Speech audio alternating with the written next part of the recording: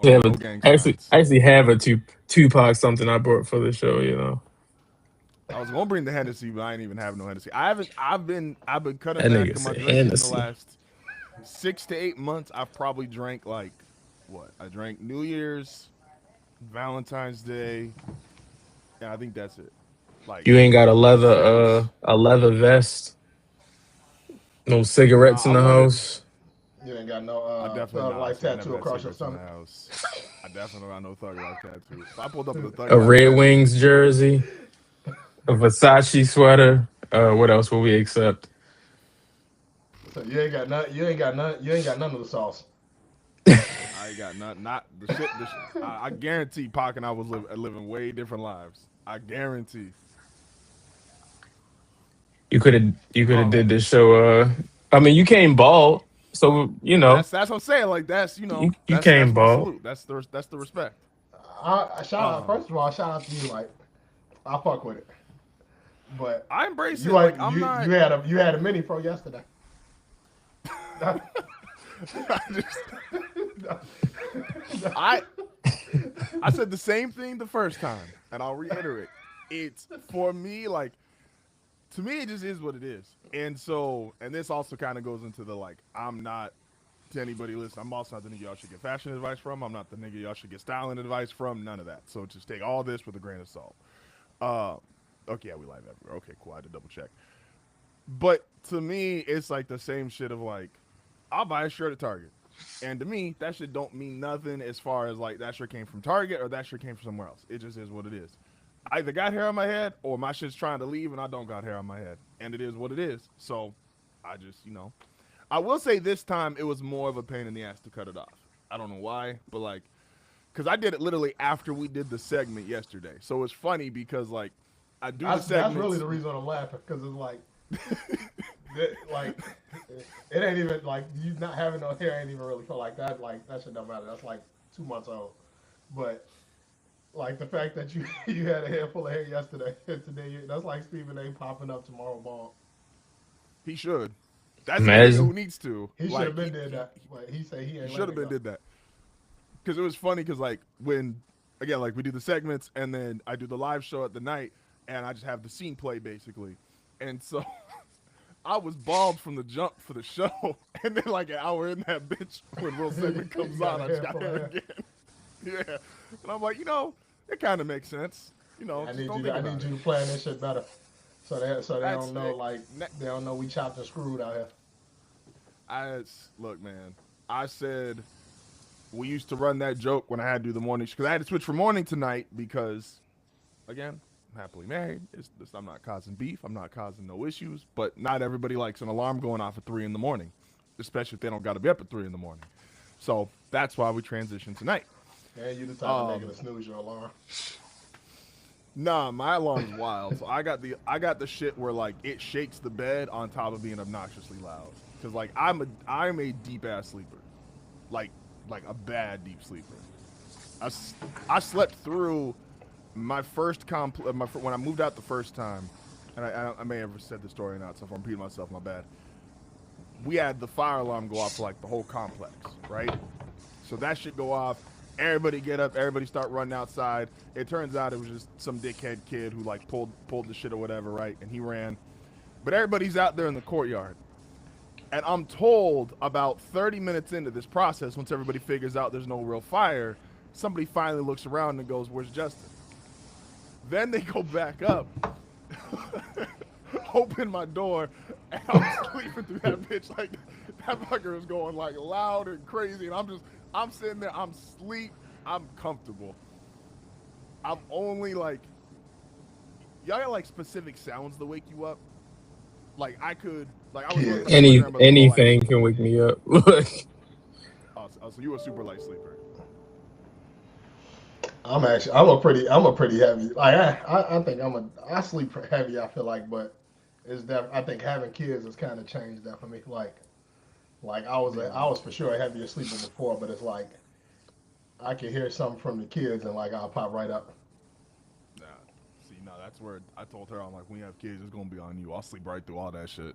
Like them That's niggas what get you out think. like That's what you think now. but but I slept through the whole fucking fire alarm. And then niggas just started recording me. It's like the one time like I was recording while asleep, niggas recorded while the fucking fire alarm's going off. But then I woke up at 5 a.m. to this kind of alarm, which shakes the bed, and I was so used to that sound. So like this, and then my grandma could yell at me, and that should wake me up. And I don't know why, but like that, just because that was my alarm for such a large part of my life. Like she could just say it, and it's like I'll wake up.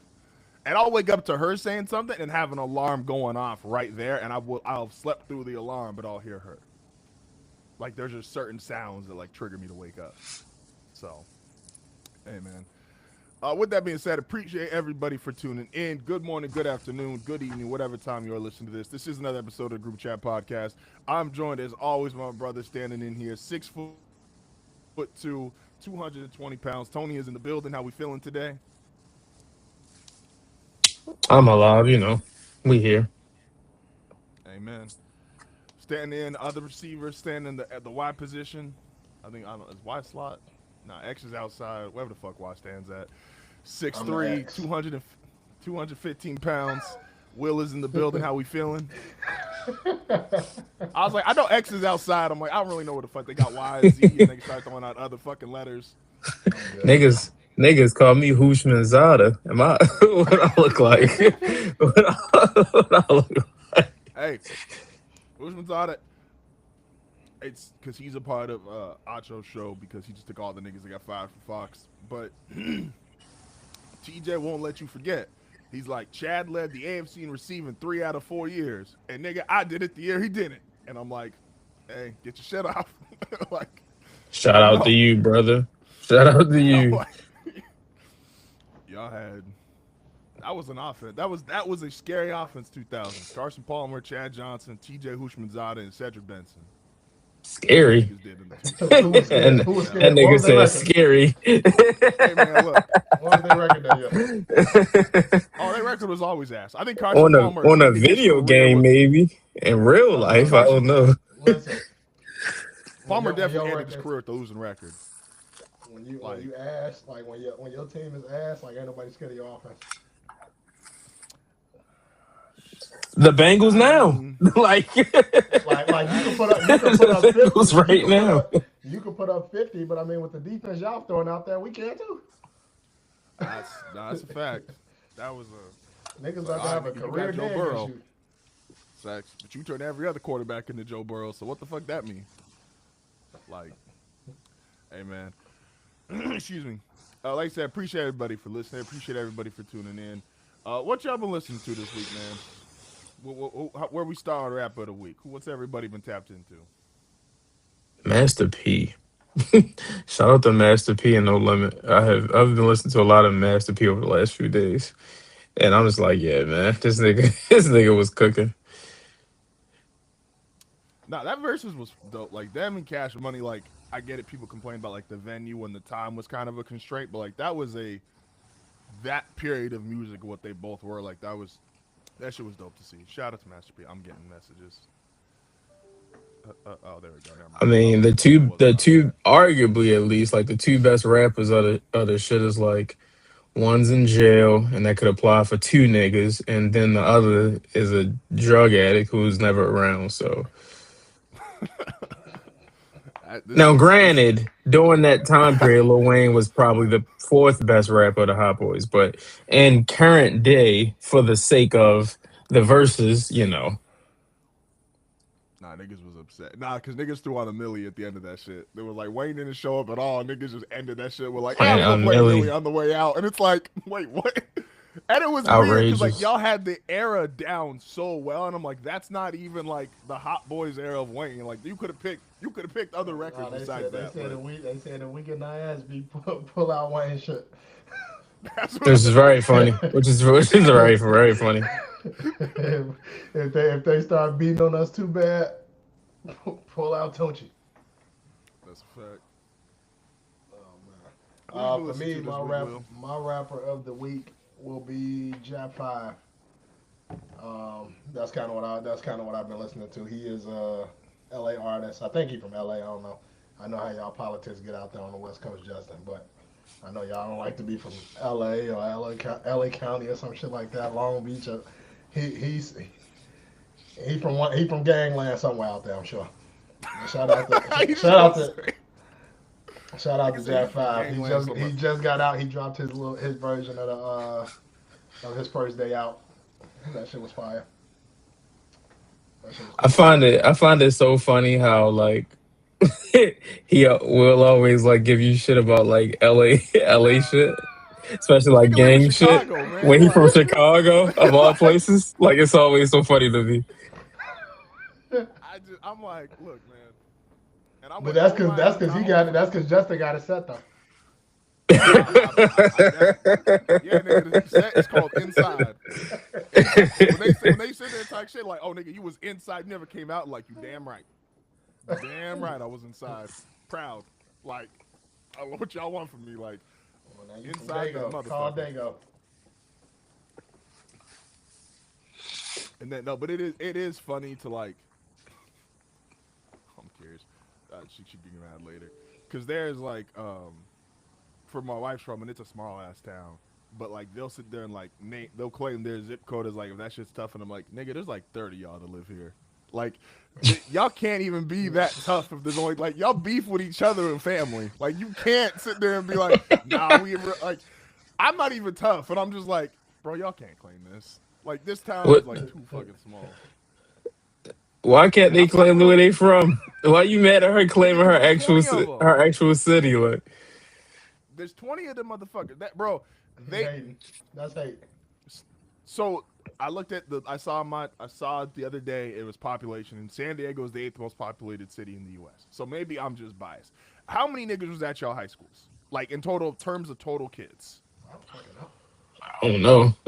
I have no clue. It was a If good amount, like if you would y'all say over or under 500? way over 500, I'm going over. Would y'all say way would you, not way over but like over under 1,000? over 1,000. Probably over. Probably over. All right. There is Probably not over. 1,000 people in the entire city she's from. No, I say over. High school has more What's that people. got to do with her And saying this is where I'm from? Even as it may, that's still she claimed where she from. Funny enough, that goes into what we talking about today. man, look, my rap of the week is Wayne. Besides, I'm not including like who we're gonna be talking about for the album, but there was a bunch of Wayne shit on the timeline, and to me that was just an excuse to listen to Wayne shit, and so I do it anyway. And so I was like, all right, we got extra reason to do it today. Um, I'm not gonna do it now because I've only got like a quick 2 minute thing that I want to get into about it, but I think the majority of the conversation's been stupid. Let's get into some NBA All Star, man. And how did y'all how did y'all watch the All Star game and all the All Star weekend as a whole?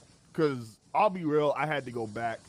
Realistically, Sunday night when I was getting ready for the shows this week, I did not watch almost any of it in real time because I've just been in the position of like these niggas don't care. I'm not gonna really show up and like watch. I think it was maybe it was 2 years ago when I finally was like I started watching that shit and I saw Giannis shoot a fucking like half court shot and then like nobody was doing anything. So I'm like, all right, y'all niggas don't give a fuck. I'm not gonna give a fuck. So I watched almost none of it in real time. How were y'all watching the All Star festivities? Um, I didn't watch Friday and Saturday because Saturday was at 11 a.m.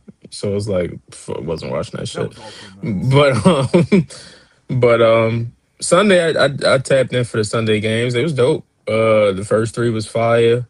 The fourth one was kind of just the fourth one wasn't bad, but it was a circumstance thing. Like you had a bunch of 30 plus year olds who've just played three straight basketball games against a bunch of 20 year olds. It was set up for them to get their ass ran off the court as they did. But Sunday was dope, man. It was competitive. Like guys was going out there to win. Wimby was on bullshit. Ant was on bullshit. Kawhi was on bullshit. Like it was good hoop. What we asked them No, that's what for. it was. So yeah, definitely shout out to the NBA and old Weasley's Adam Silver, you cockroach. But yeah, they did their thing. I we talked about this with this week is like I defended Adam a little bit when it came to the All-Star game, only because I do feel with the All-Star game specifically, like he can't make niggas care.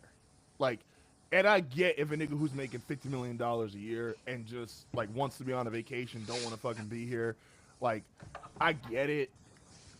So I do think the All-Star game specifically, like Wemby fixed that shit, right? Ant fixed that shit. Like the niggas who really showed up and was like, all right, cool, I'll and I think the 12-minute games helped instead of feeling like, damn, we got to play like a full-on basketball game.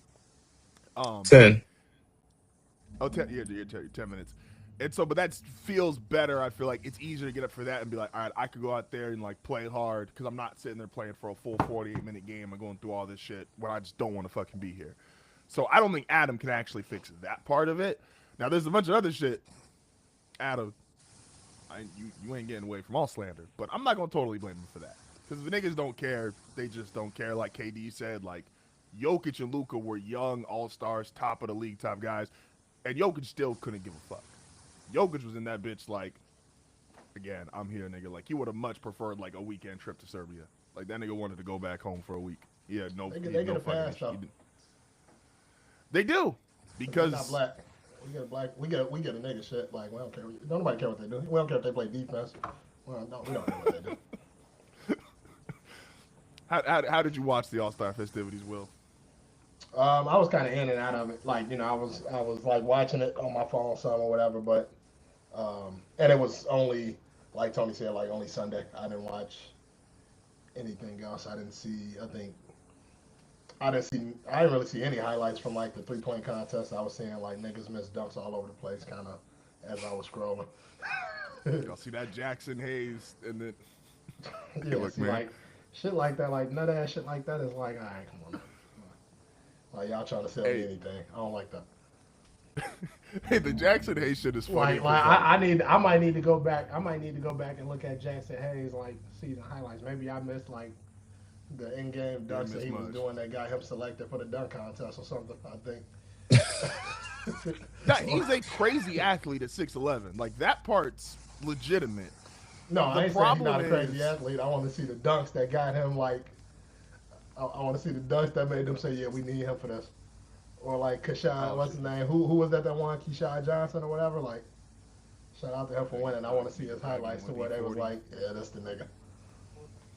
I would have rather watched Mac McClung like three-peat. We know he would have came with the creativity. No, he already three-peated. This would have been his fourth boy. Four-peat, yeah, my bad. My bad, Mac. I'm sorry. I didn't mean to disrespect. If the story is true that niggas were not gonna compete if he was in there because he was busting everybody ass the last 3 years, y'all need to get back some money. Hold on. Who the fuck? Out of them niggas that they had in there, who was it that wasn't gonna compete if Mac McClung was in there? So like wasn't nobody that was in there? Wasn't nobody in there in position to say, nah, I ain't doing this? So no one's gonna obviously fess up to it, but the story supposedly is that there were some niggas put like however they do it, like, oh, maybe I'll consider it or whatever. They put the name in consideration before officially declaring for it. And then Mac said, yeah, I'll do it again. And that made niggas nervous. And apparently niggas dropped out and said, nah, I ain't doing it if Mac's doing it. Like, Mac be doing too much shit. And I'm like, Black History Month dropping out because a white nigga is in the dunk contest, man. We cancel this shit. Like, cancel this shit, bro. There's no point at this no more. And it's fucked up. What race is Blake Griffin? He would have done. You said what? Blake Griffin is a black man, yes. When was the last time, before Mac McClung, when was the last time Caucasian American? Brent Berry. I know it off top. Yeah, Brent. What year was that? What year was that? 90-something. I need to find out the month the All-Star game was held in at that time. Or maybe 2000, like. I need to know if the All-Star game was still in February around there, because like. That's funny as shit. Mac McClung got you niggas Spooky J during Black History Month. It's crazy. 96. Yep, 1996. Brent Berry won the slam dunk contest. Mac McClung got these niggas Spooky J during Black History Month. That's crazy.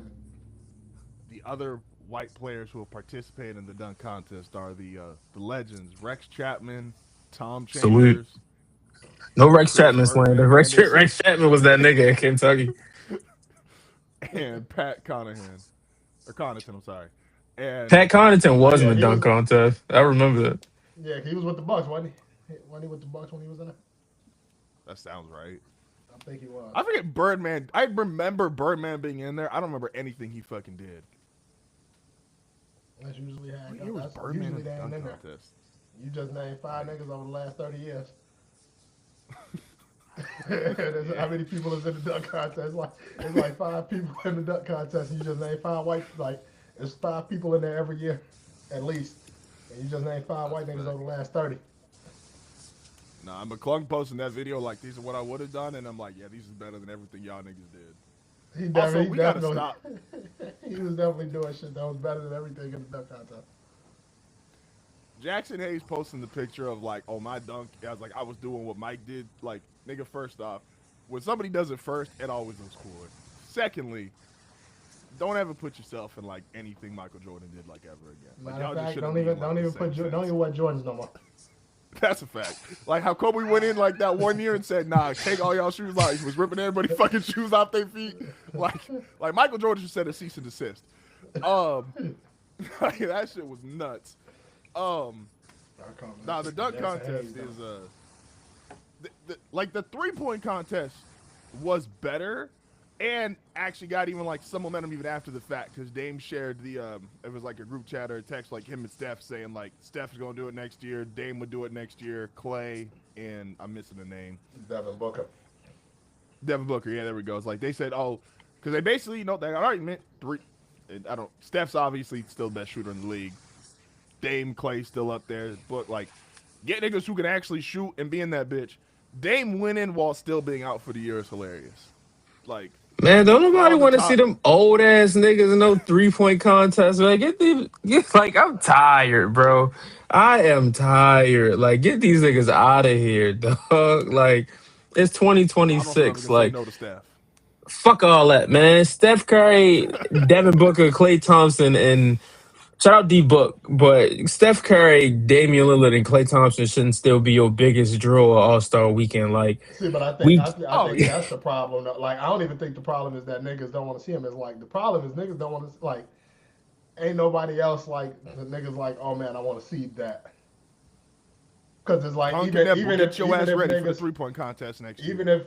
Even if niggas don't want to see those guys, it's like, all right, who do you want to see in a 3-point contest like other than them? I don't want to see any of these things, but if I got the option, like I'd much rather see a Colin Knippel. Like I'd much rather see, I'd rather see Ant in it. I'd rather see Trey Murphy in it. Like Trey Murphy's a great 3-point shooter. Trey Like, Murphy. I was thinking Trey Murphy. I was thinking Anthony Edwards for sure. like JT, when he back healthy, like I'd rather see him in a 3-point contest. Like Brunson, like niggas like that. Like I'd rather see this. Like we can't grow this league if we still depending on the motherfuckers that was big, that was the niggas in this league 10 years ago. Like this at a point, this shit has to stop. Like, and we saw it Sunday. So I say that to say, like, we saw it Sunday. Like the young guys went out there and they kicked ass, and like you saw a lot of the young talent that is now in this league and that is up next in this league. And it's like the emphasis as we get closer to these playoffs, bro, it has to be on the young stars of this league. Like, it cannot be on fucking the old guard anymore. Like, it just cannot be. Stop trying to sell me LeBron James and Steph Curry and Kevin Durant. I know we grouped you with the old niggas, but you're not 30 yet, so. No, D Book is a young buck, but he's a vet. That's a fact. That's why he did. I mean, but Tony did say excluding D Book though. He said he was talking about Dame. You know who should have been 3-point contest? Nigga, Wemby would be fucking great in the 3-point contest. Like, this nigga 7-7 out there just chucking threes. Like, that's very true. Especially because he did that. And I love him. He's retired now. But because Chris Paul did that bullshit with the skills competition last year, and so we didn't get to see Wemby shoot at all, because them niggas just fucking started throwing that shit for the time. And I was like, Wemby would be great for the 3-point contest. Are there Chris Paul ain't retired. That nigga got banished to the he got banished to the other side. That's a stain on his I'd legacy. rather I'm sorry. That's a stain on his legacy. What you going said, out the like way him he get did. kicked out the league? For yeah, Oh yeah, for sure. like No, it's. Chris Paul too great for that to have happened. But that's I on think him I though. think for it to happen the way it happened, for them to like do that to you in the middle of the season, like it ain't like you see players who maybe finish seasons out and don't come back, don't get re-signed and shit like that, or like even when you see like the shit that happened to Melo or a lot of other players who shit like that has happened too. But for niggas to dismiss you during the season, like you ain't even they don't even feel like like they don't even feel strongly enough about you to say, all right, like we ain't gonna play you, but you gonna still be on the roster. You Or can they ain't even contribute to our young guys. You can mentor. You can play they a ain't even coach. Like they Jeff T nothing. became Jeff T then went on 520 and said that like it was players they said you ain't even have to come to the game. They said Chandler Parsons ain't never even have to come to games. They ain't even fuck with you enough to say yeah, just stay at home, Chief. Just stay home. They said no, we don't want your stench in this organization. So It's tough. Disrespecting a legend like that is crazy. I'll say this much to defend my guy. I think it would be worse if it was a team who was more respected than the Clippers. Meaning, like, I think it would be like, because I think niggas will forget in like 5 to 6 years, and when he goes in the Hall of Fame, I think a lot of niggas will have forgotten because a lot of shit gets forgotten. But if it like, because if he was with like, just for example, like if he was a Laker great and like the Lakers were cooking and they said, "Hey, nah, man, you gotta go," like that would be a bigger stain. Stuff like that'd be more memorable because that's a more iconic franchise, more notable. The Clippers, like, man, Clippers, y'all paying niggas illegally. Y'all got off to an ass start to the season. Y'all traded hard. Like the Clippers aren't like the franchise where it's like, oh, that's gonna be a forever stain kind of thing. And B, Chris didn't want to really go anywhere else, so he kind of boxed himself in because he just wanted to play in LA because that's where his family is. So it's not like he said to all 30 teams, or I guess 29 posted Clippers, like, oh yeah, I'll come play for y'all. It was basically Clippers, Lakers, that was it. And so because neither of them wanted him, it was like, yeah, no. And That's does the it look problem though. nuts when your It's last it's worse that transaction it's the is Clippers traded? though. If Because he's a legend there. But no, if Nah, you, because it's you worse calling because the they so garbage organization. dysfunctional. They Yeah, so dysfunctional that they felt like we don't even want you here. We'll let anybody be here. you Like too dysfunctional for us. for us. but see though, but if you were functional, like I don't know, man. Because I watched because he went on Mello's show and he was talking about it, and it's like if everything and everybody talks shit after obviously after they split, and so who knows what's 100% true or not. But if it went down the way that he claims it did, it was kind of some snake shit by the Clippers, where they were like, look, they were losing. Chris was on their ass because that's the kind of player that he was, just like getting on y'all in practice, blah, blah, that kind of shit. And they said, hey, man, supposedly got a text message and an article about how great his leadership was, and them niggas cut him a week later. And Lawrence Frank Right. said, I'm going to get you a meeting with Ty Lue and y'all can talk it through. And then once Lawrence Frank released him, he's like, can I get that meeting with Ty Lue? He's like, nah, I can't let you have that. And kicked him out the building. And it's like, But that's the problem. I think one problem is like you came into the season wanting to play. Talking about you just wanted to play in LA. You too old. nah, he You should ain't have LeBron. retired a year ago. Not I even agree. saying you should have retired. You shouldn't have came over there expecting like to have a real role. That's like if this your farewell tour, come over there and be like, yeah, let me get my little 15 minutes a game. Maybe y'all put me in the starting lineup. Let me play my little 15 minutes, say goodbye to everybody, and get up out of there. But Chris Why did Paul Chris ain't Paul that. think he was getting a farewell tour though? That's my confusion. Like, bro, Well, not a Kobe farewell tour, but like this, like if this no, for is sure. if he was planning on this being his last season, like just get through the season, my nigga. Like what? You thought y'all was gonna compete for a title? But who's like the To worst? that What's the point, So wait, hold on. So one more thing now before you go, Tony, because like that's the one thing. Like you came over there expecting to play like maybe a significant role or significant minutes. Like that's out, nigga. Then the second part is that's fair. like when you the old nigga in the locker room, like you ain't won no championships, you ain't like y'all had a little run as Lob City, and I mean you all time great point guard, but like they looking at you like nigga, who are you to get on niggas about not playing hard? Like say that shit for like Kawhi Leonard or somebody who done won championships, couple Finals MVPs or something. Like they looking Not at you like only that ain't your place. not only has he not won championships, but it's like Chris Paul has been the reason his teams have not won championships. Like he's been the reason his teams have not been to like won the finals or been to the finals in certain situations. And like Chris Paul, as he was a top 5 player in the league for a long time, he's a top at worst top 7 point guard of all time. He's he's an asshole. He's not likable. Like he's not a he's not a guy with a high approval rating amongst like fans and like popularity and shit like that. He was a great player, and he's for lack of better terms, like he's a less accomplished Isaiah Thomas, and nobody likes I Isaiah mean, that's Thomas. a high ass bar. Like That's my that's point, though. That's my point. So that he's a great player. Like that's my point. He's a great player, but Z had titles. You don't have titles, and if you don't have titles and you're not likable, your greatness can only take you but so far, as he learned sadly as he was passed around the Western Conference, and then this Clippers fiasco that ended bad. incentive. I So can't his remember the. Oh, go ahead, Justin. I'd say so. There's two things here. His career has like it's just this really weird arc because there was a renaissance of Chris Paul. Again, Chris Paul was there the year OKC everybody thought was gonna be the worst team in the league. He got them to the playoffs. Then he gets traded to Phoenix. Him, D Book, they get to the finals. Um, Obviously the Rocket stuff was probably like was the first time niggas probably thought okay it's over. But then he's got the OKC rebirth. He's got Phoenix. Like he has reestablished himself, and he's even as an older player, he is clearly valuable. He played This every shit with the game Clippers last part, year.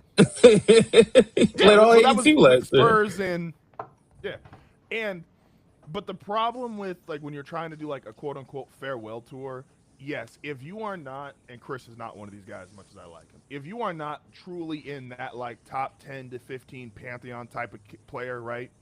Um, it's tough, especially if you're not truly connected like with one franchise. And I know he said like people say they want to say Chris Paul's a Clipper legend, fine. He obviously started his career in New Orleans, but he went to so many teams by the end of it. It's like you not you can debate on their placing in the all-time hierarchy, but this is in my mind comparable players. A nigga like Paul Pierce, if you want to debate him and Chris Paul where they stand, Pierce being essentially a lifelong Celtic, he could have got what he wanted at the end from Boston because he was so associated with one franchise. Versus Chris has now played for 10 teams, 9 teams by the end of it. Like New Orleans, LA, That's not real math, Justin. That's what I was gonna say. Hold on, like New you got Orleans, me New count, but Orleans, New LA, Orleans, LA. Then we go to Houston.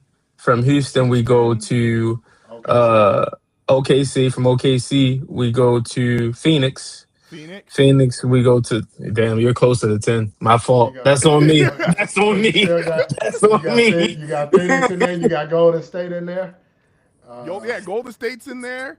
Like that's what I'm saying. Like, no, the nigga got like it went by the end of it, and that's why God when damn. people kept saying like, "Oh, what team is he remembered for?" and I'm like, you and because you again, it's different with Shaq because Shaq is in that like top 10 to 15 pantheon. Like you remember like Shaq as a Laker, like these moments, championships, and three But peats. that's because yeah, Chris ain't you got that. moments and a legacy like with another Correct. franchise. So had he won the title with the Clippers, then it may be viewed a little differently. A But 1000%. Had he People won but would that like, still Phoenix do that shit if title, they win a title. Yeah, have the you Phoenix had you won title that too. that Phoenix title would have been crazy. That would have bumped him up a little And bit, even if he wasn't the best player. Like the winning Phoenix, like title winning would have been Phoenix a title. huge. He just ran into like Giannis. Nigga, Giannis went for 50 in Game 7. Man, what the fuck was Chris supposed to do? Like Giannis went for fucking 50. Chris, look, you want to talk about Chris Paul being an asshole? If anybody go back and watch that game, it's where you literally saw DeAndre Ayton check out from wanting to be in the NBA no more. Kwame Brown But talking that's about he got yelled at by Kobe and Mike. Chris was chewing out DeAndre Ayton that whole fucking game. Like, nigga, can you do something? And no, he couldn't. So, yeah, man. Drew put that nigga in jail.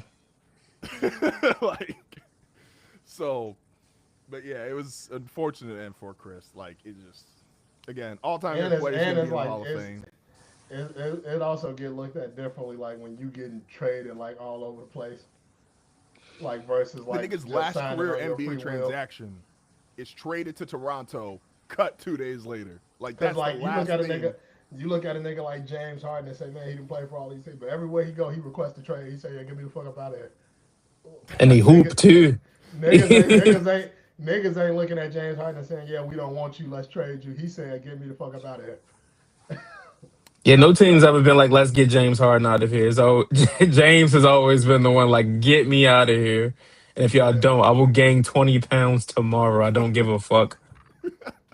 Nigga pulled up. All of a sudden, I don't know how to pass, shoot, step back, nothing.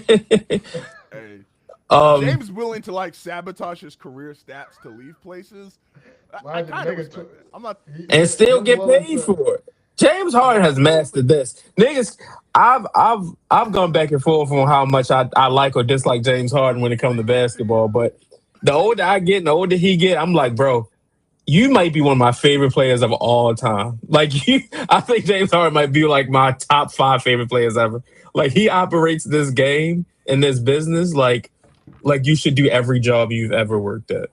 He a Oh yeah, bad it's getter. just a job. Shout out to Kirk Cousins. Yeah, it's facts. And because James Harden's in like this, he's not a. He was obviously more athletic when he was younger and he was dunking more, but it's like James might get like 2 for 80, 2 for $90 million deals. Like, there's no reason he's gonna stop shooting threes in the next 5 years. There's no reason That ain't he's shit though.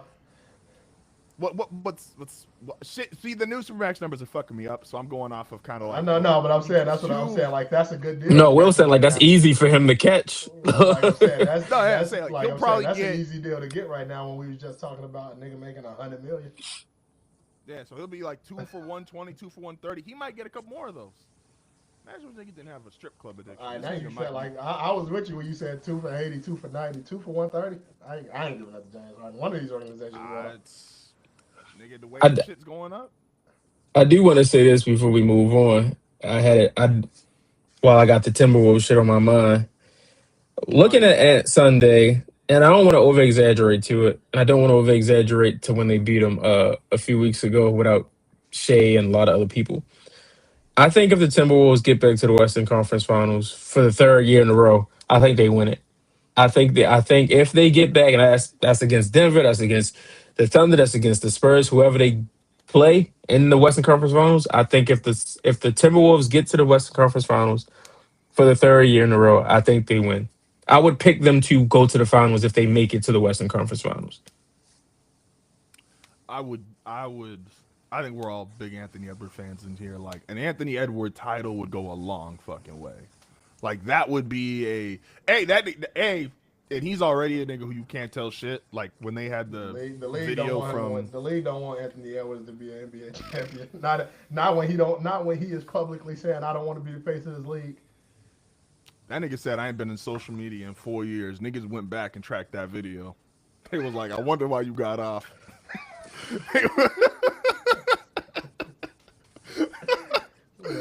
Hey, that shit was Shout funny. out to him. Oh, I think a couple of years ago, maybe like they would have all been for like that Anthony Edwards push. I think he is too busy publicly saying I don't want shit to do with I don't want to be the face of y'all league. Like That matters, Adidas though. commercial after. I think it matters because. Go ahead. Well, hold on. I think it matters No, go ahead. because the shit that he will say and do after, like, it's almost like Anthony Edwards winning the NBA championship. It don't matter whether y'all want him to be the face of y'all league or not. Like, him winning the NBA championship is gonna put him in that position. And now you need to do whatever you can to get him to say and do what y'all want him to do. Imagine the disrespect he throw Shea's way. The disrespect he throw Luca's way after winning that title. He called Shea well, like it'll be a rant at like the end of rap. This is like you training bra wearing ass nigga. You lip gloss that's having like, ass. I think he gives these niggas a lot of respect like right now, and it's like, but I think in his head he probably feel like, hey, none of these niggas fuck with me, and him winning. He's not wrong necessarily. I think outside of I'm big on Anthony Edwards, so I feel like if I was to do a draft with all these young niggas, it's Wemby then Anthony Edwards. No, it's a fact. We talked. I don't know if it was like a month and a half, 2 months ago, where we're like, if you take out like the big guys, because that's just a different conversation. Like he can't do much with like Jokic, Giannis, Wemby, because it's just a size thing at that point. Ain't no nigga under 6'7" that like Anthony Edwards probably don't feel like he can fuck up. Like he just probably feels like you 6'7" or under. I'm better than you. I can fuck you up. I can do whatever I want. 6'10" and like yes. It's that old. If you box professionally, you got it. If you don't box professionally, I'll fuck you up. Like that's fact. And it's like, and so, man, look, and now the league is again to the point. The league is going to do a lot of work to make Wemby the guy, and I get it. It makes sense, but. Man, if Ant get a title, you might have to start muting mics on the court because that nigga will say some of the most wild shit. Wemby made their life easy because when they thought it was gonna be Ja was hanging with the street niggas. Hey, nah, then they wanted it to be Ant said no, I'm good. That's like they wanted to be Wemby and like the nigga that can stop that can put a that I ain't gonna say stop it but slow that train down is Anthony Edwards winning the championship. Because the people love Anthony Edwards. He just ain't the corporate, like, he ain't the company man. It's like, I mean, would it be like AI and Shaq? What you mean? AI wasn't the face of the league. But AI was the people's champ. For sure. I don't know. For sure. AI was the face of the league for about 8 months. It's tough. Okay, I would give you 8 months, but it's like extended period of time, no, for that's sure. what I mean. Like, But for a stretch of time, AI was the face of the league for sure. Yeah, I would give you like a short period of time. But when I'm talking about, I'm thinking about it like when you see a nigga like LeBron, when you see a nigga like Steph, like long periods of time. Like Anthony Edwards, you can't be the face of the league and have hoes. You gotta pick one. I mean, tap in and learn something. Learn something. That is what we y'all watch this show to learn. You cannot be the face of the league and have hoes. Give me one. Give me Magic Johnson. But we saw what happened there. We saw what happened there. So listen. So now, like Tony, I read you the point of why you can't be the face of the league and have hoes. Magic Johnson. Damn. Magic Johnson is the reason why you can't be the face of the league and have hoes. That's crazy. Then you become the poster boy for something else. That's why they put Bird next to him. They said, "Nah, we gotta balance this out." This nigga is cooking, bro. What the fuck? You cannot be the face of the league and have hoes. That is crazy. Mike ain't have hoes. Mike only had an orange ball. Mike ain't have nothing else. And a gambling addiction, but I digress. He loved the game and loved the hustle. Braun ain't got no hoes. Bean ain't had no hoes. Steph clearly ain't got no hoes. Well, what about Shaq? What about That's different. Shaq wasn't the face of the league, though. Shaq was the. Shaq wasn't the face of the league. Shaq wasn't the face of. 3 is tough to say like he not. Shaq wasn't the face of the league. He was the best player in the league. That's the best player. You could be the most popular. Who's the face? Early 2000, like literally start 2000 to about Kobe. 2003, 2000. You think Kobe was the face over Shaq when I was playing together? Yeah, they chose Kobe. The Lakers chose Kobe. Shaq the league chose Kobe. Basketball players. You think the Lakers chose Kobe? The Lakers chose Kobe, but there's the league chose Kobe. And I'm not. Kobe Bean was the face of the league, Justin. I get what you're saying, but Bean was the face of the league. After Mike retired, Bean was the face of the league. Because I feel like just maybe Bean wasn't the best player. But that's the thing. Just 4 or 5 years ago, nigga. Shaq was out of here, man, in 2000. Like, it was... Niggas will tell me the same thing about Jokic 4 or 5 years ago. Nah, not like that. Not popularity-wise, Jokic ain't touching Shaq's popularity. That's... But Bean was just as popular as Shaq, though. That's tough, man. Like, see, I'm trying to, like, think... For every 34 Laker Shaq could be jersey the you best saw in the player. street, you saw a number 8 throwback as well. So Shaq was the best player. Shaq was the best player on those teams, but everybody was like, "This nigga next up." Like he was like, you just seen him coming.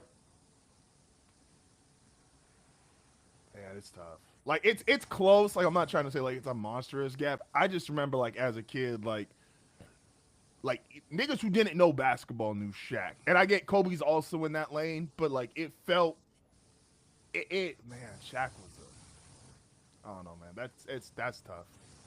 I'm not mad at it. I'll give it to There's a Kobe. lot But of like niggas that don't know basketball knew Yao Ming. It's very funny. It's very funny. It's very that's true. But that goes to the popularity of it. Like there is, Yao Ming might have been. Yao Ming is probably the most popular player ever. No, fuck no. Nah. No one's ever topping that nigga from Chicago. Like that's I mean, outside number one most popular nigga ever to play basketball. Like I ain't gonna even say like forever. realistically like yeah, but Yao Ming is probably not even probably he's way up more there. popular than a lot of the niggas who may have been the face of the league at some point. But some of Yao's popularity,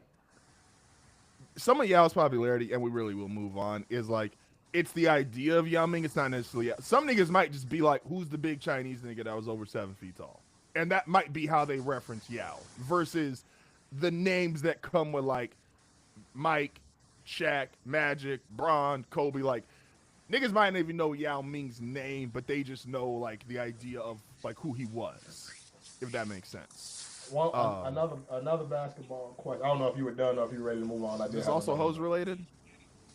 No, but I mean, that wasn't even me trying to be funny. I was like being dead ass here. Like, no, that was fine. That's a clip. That's. I'm trying to think of it now, and I'm just like, it's you. You gotta fuck a clip. That's a book. That's a dissertation.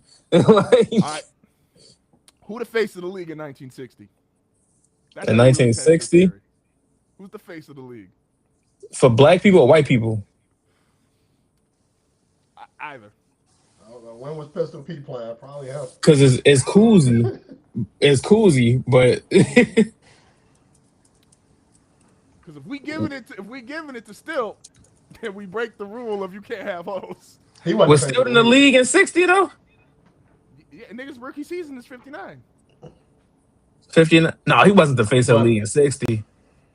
But even if he was, though, like we said, when did he drop? But the thing with that is what comes with that. What comes with that though, and what comes with Wilt Chamberlain being the face of the league is getting his ass constantly beat by Bill Russell every year. 61-62, his third year in the league, went 50-25. Listen, but that's why it's like he could have been the face of the league. Like I'm saying, post Magic Johnson. All right, so what? So Magic, Bird, post Magic Mike. Johnson. You can't be the face of the league and have hoes. I don't even think there's really like a face of the league. It's respect to Hakeem, who was the best player. Like, there's not really a face of the league to me in the 2 years Mike was retired. No, it was still Mike. It was still Mike. like that's why I'm like, it's tough. To me, it's Magic, Bird, Mike, and then it goes Shaq, Kobe, however you want to split that up. And then damn near Bron's got it like 06 to him and Steph sharing it. Like, I could get with that. Like, again, there's great play. Like, Duncan might have been the best player for a moment, but Duncan was never going to be the face of the league. And even currently, like, Giannis and Jokic have been the best player, but it's like, I don't think either of them have been the face of the league. Man, get this. All right, see, look, I can't even say what I want to say because, like, nah, we here already. You got, y'all niggas can't be the y'all them niggas ain't gonna be the face. Giannis just learned English like 5 years ago. Like, that nigga can't be the come on, my nigga. How the fuck is he gonna be the face of the NBA? Who before we get out of name the last nigga with broken English that was the face of the league. To that, do you think Will, and I know you've had this opinion before, so I'm curious, Luka being a Laker, if next year, I don't think he can do it this year, but if next year Luka gets MVP, finals MVP, you don't think he could be a face of the league if he was a Laker? Fuck no. He could be the face of the Lakers if they want him to be. Luka can't be the face of the league because Luka ain't got the look to be a face of a league nigga. And that's like just real. Like he's fat, he's white, he don't play. Luka don't even play in like a fire way. Like he plays, he's great, but he don't even play it basketball in a way that's like damn, that shit is heat what he do. Niggas ain't like, come on, you got to be a Luca. Like niggas ain't looking up like Luca highlight reel to be like, oh, that shit was crazy. Like, come on. No, it's all the same shit. It's step back. It's like walk up slowly, step back. He's the same. It's Harden's game, but he ain't exciting enough. Like, not saying like Tony said, he great. Like he make exciting plays and like being a basketball fan, but it's like he not exciting enough to promote outside of like the NBA. And even to that, James at least will mix some niggas. Like James will put some niggas in a blender. James' handles are better than Luka's. That's a fact. I saw something, and we'll move on, but it was funny enough. Luka, I guess, is up like 10 pounds since the start of the season, and someone tweeted like he the first nigga to play himself out of shape. Like, you're supposed to play yourself into shape. They was like, damn, nigga, how you get fatter like the more you running up and down this bitch? Luka better than James Harden? I'm sorry? Like right now? Not like, I'm saying like, if this is on, and I ain't saying that this is Luka's peak, but it's like, is peak Luka better than peak James Harden? The argument for that would be peak Luka got his team to the finals, which is fair, but I still wouldn't say it is though, because James had to play fucking the Warriors. Like, see, that's so hard in that whole era. I'm like, I don't hold it against guys when I'm like, it's the AI thing. I'm like, I don't hold AI losing the finals whatsoever. Like, nigga, you ran into Kobe and Shaq. Like, what the fuck were you supposed to do? I don't really hold it against, and I've been critical of Harden, I don't hold it against any of the guys in the West who, like Dame, for example. I'm like, Dame had a couple teams, like, they could have made noise. But them niggas ran into Golden State in the first or second round and was like, all right, you can make noise against everybody else. Yeah. It's like you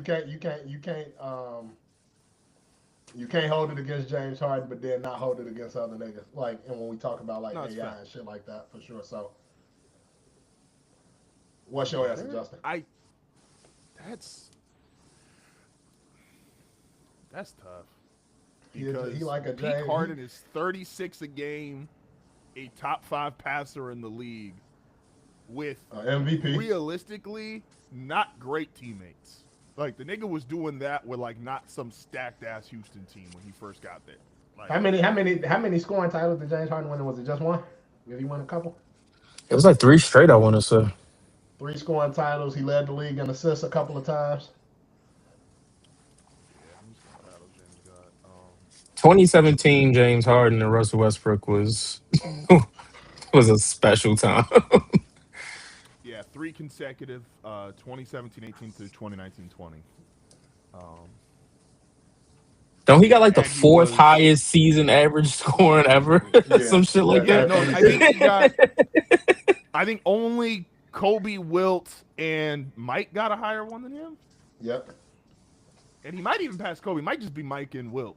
No, I think it's 4th. Highest scoring. He was taking 13 threes a game. That's so funny to me. Okay, so highest ever is, that's for a career. One for a season. He went 30, 36, and 34. And he should have won one of those Giannis MVPs. Okay, so, well, but Braun should have won his MVP, so it balances out.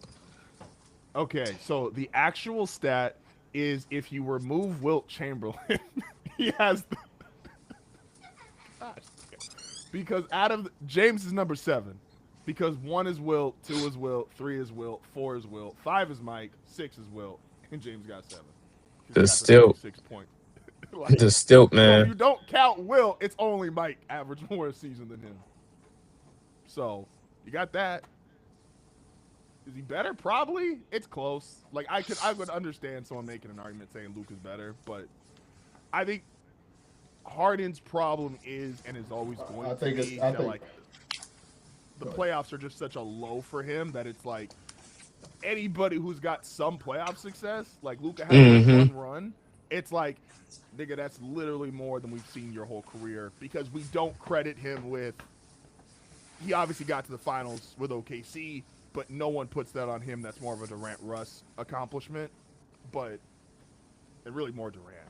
And even then, I wouldn't say none of them that, but really I get I credit. don't think they give him the. I was about to say I think it's an evenly distributed thing, but the problem is since he was six man, the weight Mm-hmm. of that don't get as much. And he was actually And hooping. Like he was hooping that year.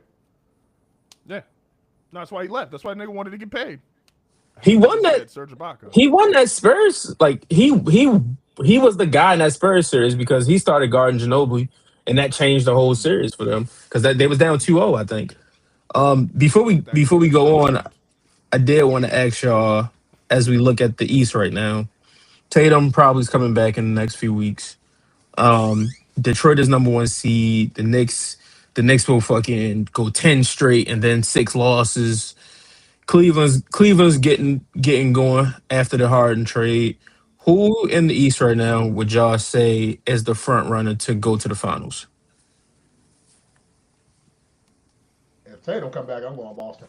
Even and that's not even with him being like not even me expecting him to just go back to like regular season form or full season form and on his back half of the season or even be maybe even there in the playoffs. But if he's able to if they can integrate him the right way, like while he's in the back end, he's able to play like a complementary role, like and just kind of help the team, whether it's coming off the bench or whatever the case is, just throughout this stretch while he get back to it. Like I don't really see nobody else that could beat him. Outside, I do like Detroit, but that's probably the only other team I really like. I mean, I know we talked about. I know me and Justin kind of talked some about Philly. It's like if Edge Cole and Maxey could kind of keep doing what they're doing, and Embiid can just do the same thing I'm saying Tatum should do, like come playoff time, maybe be able to be dominant when they need him to be, but also you know not have to be the primary focus of that offense.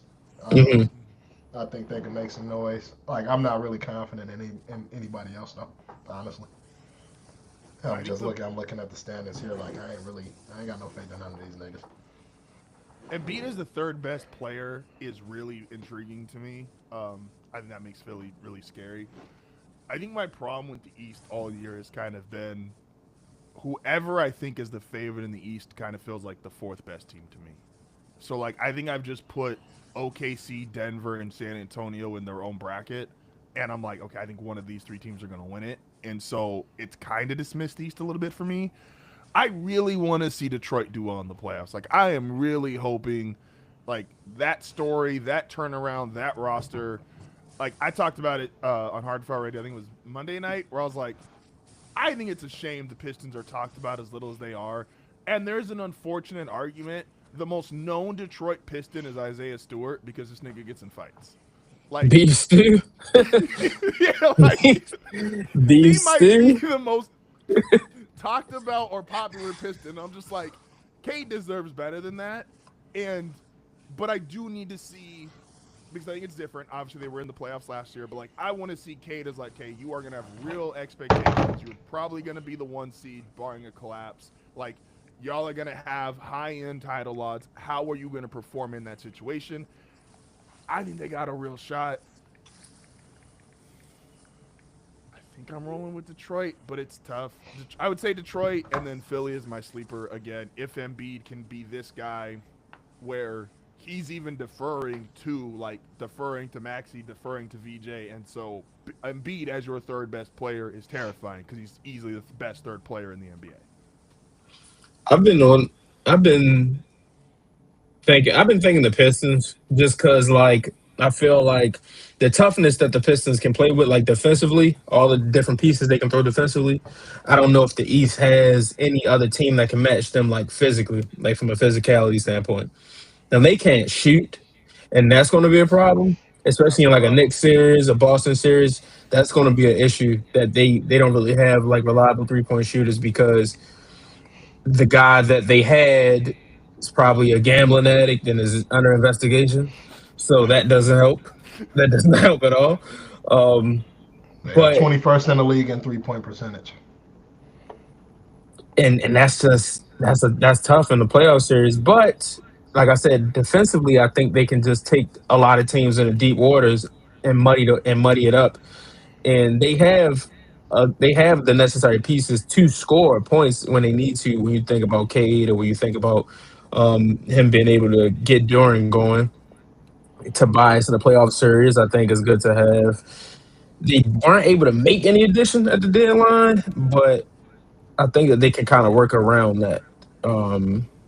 Given just the makeup of the team, like they given minutes to Duncan Robinson and um, Kevin Herter and shit like that. So it's like that's where your weak links are. So it's like you gotta manage around in the playoff series. But I think they can. The Knicks are the most interesting just because it's like, what are you? Like, are you the team that goes on these long win streaks and you blowing everybody out and you looking good, or are you the team that is losing by 30 to the Mavs at home and you don't like each other? See, the Knicks are, and maybe they'll prove me wrong because this team proved me wrong. But if y'all remember, like during my power rankings all NFL season, I'm like, even as the Jaguars turned it around, I just didn't really ever believe in them, and I didn't really give them credit until they went and just beat Denver up in Denver. That's kind of how I feel about the Knicks right now, where it's especially when I'm thinking of like a playoff series. I don't want like I'm nervous as hell for the other top teams. I'm like, bro, you're gonna take advantage of Cat, you're gonna take advantage of Jalen Brunson, and that just makes me nervous with them. Where are they probably the best like starting five? They're always gonna kind of be in that argument. That's just even from like a talent perspective. And I'm rooting.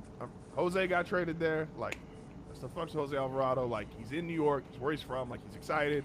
And but I am worried in a playoff series when you can take it, like your two best players, people can take advantage of like that. And that's with OG and Mikal, who are good defenders. And it's like, does that matter? Your team's just going to pick and roll you and get that you know for sure you're going to have a bad defender on the court at all times. And so, I know we keep saying we're about to get into it. We got time today. Tony, I know you're a retired Celtics fan now, but are you confident that, like, as great as the season the Celtics have had so far, that, like, Jason's going to be able to come back and, like, seamlessly fit back into this? Or do you think they're actually going to create more issues, him coming back, especially because he's only going to have a week to 2 weeks max before the playoffs start?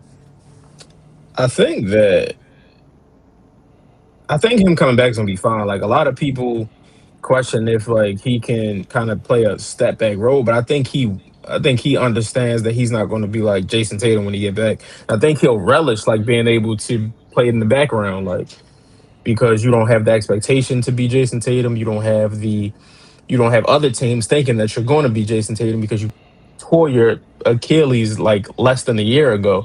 So I don't have a I wouldn't worry about him being able to like fit into what they do.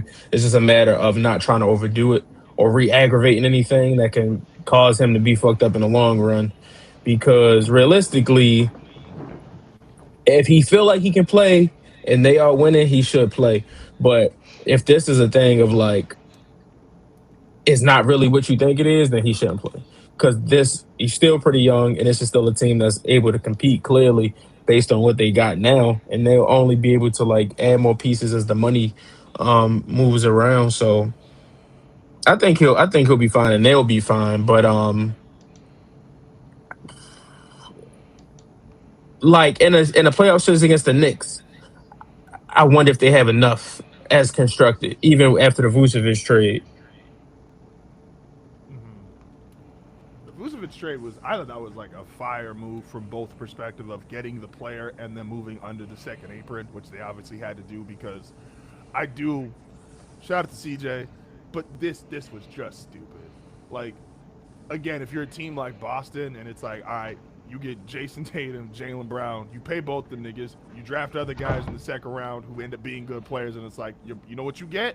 Not a great team, nah, nigga. Luxury tax or start cutting people, and it's like, that's not how this supposed to fucking work, man. Like, that shit is just dumb. Because they just shut down Kyrie, and Kyrie had torn ACL. So, Shutting down Kyrie is so funny because it's just like, okay, bro. I think I'm more from like and I get it. Some of these guys are just like they're athletes in a way that I'll never understand. But it's I always go back to I think Adrian Peterson did a lot more on the football field. I'm gonna clarify. Did a lot more bad than good when he came back and he had that incredible season. And it's like, do we not realize how not normal this is? Like all y'all niggas, even if you tie end athletes, should not try this shit. Like what he did was a now I get it, it's football versus basketball, but Right. which makes what he did even more impressive. But it's like y'all should not be trying to do this. Like if the doctor says, "Hey, this much amount of time for recovery," listen to them. Like, don't try to outsmart the doctor, man. So In if you can Kyrie's really do case, this, props. But I'm nervous long term for him because I'm always nervous in these kind of situations. in Kyrie's case, yeah, take it easy because you are an older guard whose game is based on what you can do, like with your lower body, um, Mm-hmm. as far as like dribbling, crossing over, like your movement. But the ACL is like it's a new lower tier injury compared to what it was when we was kids. And Tatum's case is just like I hope you didn't rush this process. I hope that you are taking the proper, steps to recover well. And like you don't want to be in a spot where it's like it's game two, you don't want to go down 0-2, and then you're overdoing what you're capable of because you feeling like the pressure to do so because like in the past you was that guy that they can give the ball to possession after possession and you can go get a bucket. Like we not right there at this moment and you don't have to like force yourself to be that guy. No, that's a fact. They definitely like the Mavs and Celtics are on way different timelines for what they need their star players available for. And the Mavs right now, like nigga, just like Cooper Flag play as much as he can. Like he's 19, he's getting better every single night. Like let him hoop. And so get the fuck out the way. Um, I showed up ball just for that. Oh shit, we lost him. He said, hold on. I, oh, I was like, shit. I said I showed up ball. And this nigga just did. I was like, damn. I was like, I did this with. Anyway, excuse me. It has 30 years ago. We talked about double albums last week when we were discussing J. Cole. And 30 years from last Saturday, you said, Tony? Yeah. Yes, 30 years from last Saturday. So 30-year anniversary of one of the greatest double albums ever. Obviously, clearly one of the greatest albums in general in hip hop history. All Eyes on Me turned 30. Despite we're gonna have a great nuanced conversation for all y'all listening. We are, despite what some people may have said on this show before about niggas who rhyme Hennessy and Enemy together a whole bunch, does not mean they are not one of the greatest rappers and gave us some of the greatest pieces of work that we've ever heard and or seen. Who would say such a What was, thing? what was you doing when this album came out? You was in high school? Like When this album came when out, this shit dropped? When this dropped, like, was high school going crazy? what month did it drop? February. Okay, so it's 30 years to the month basically. Yeah, yeah. I was 4. Pac would only drop during Black History Month. I was 4, Justin.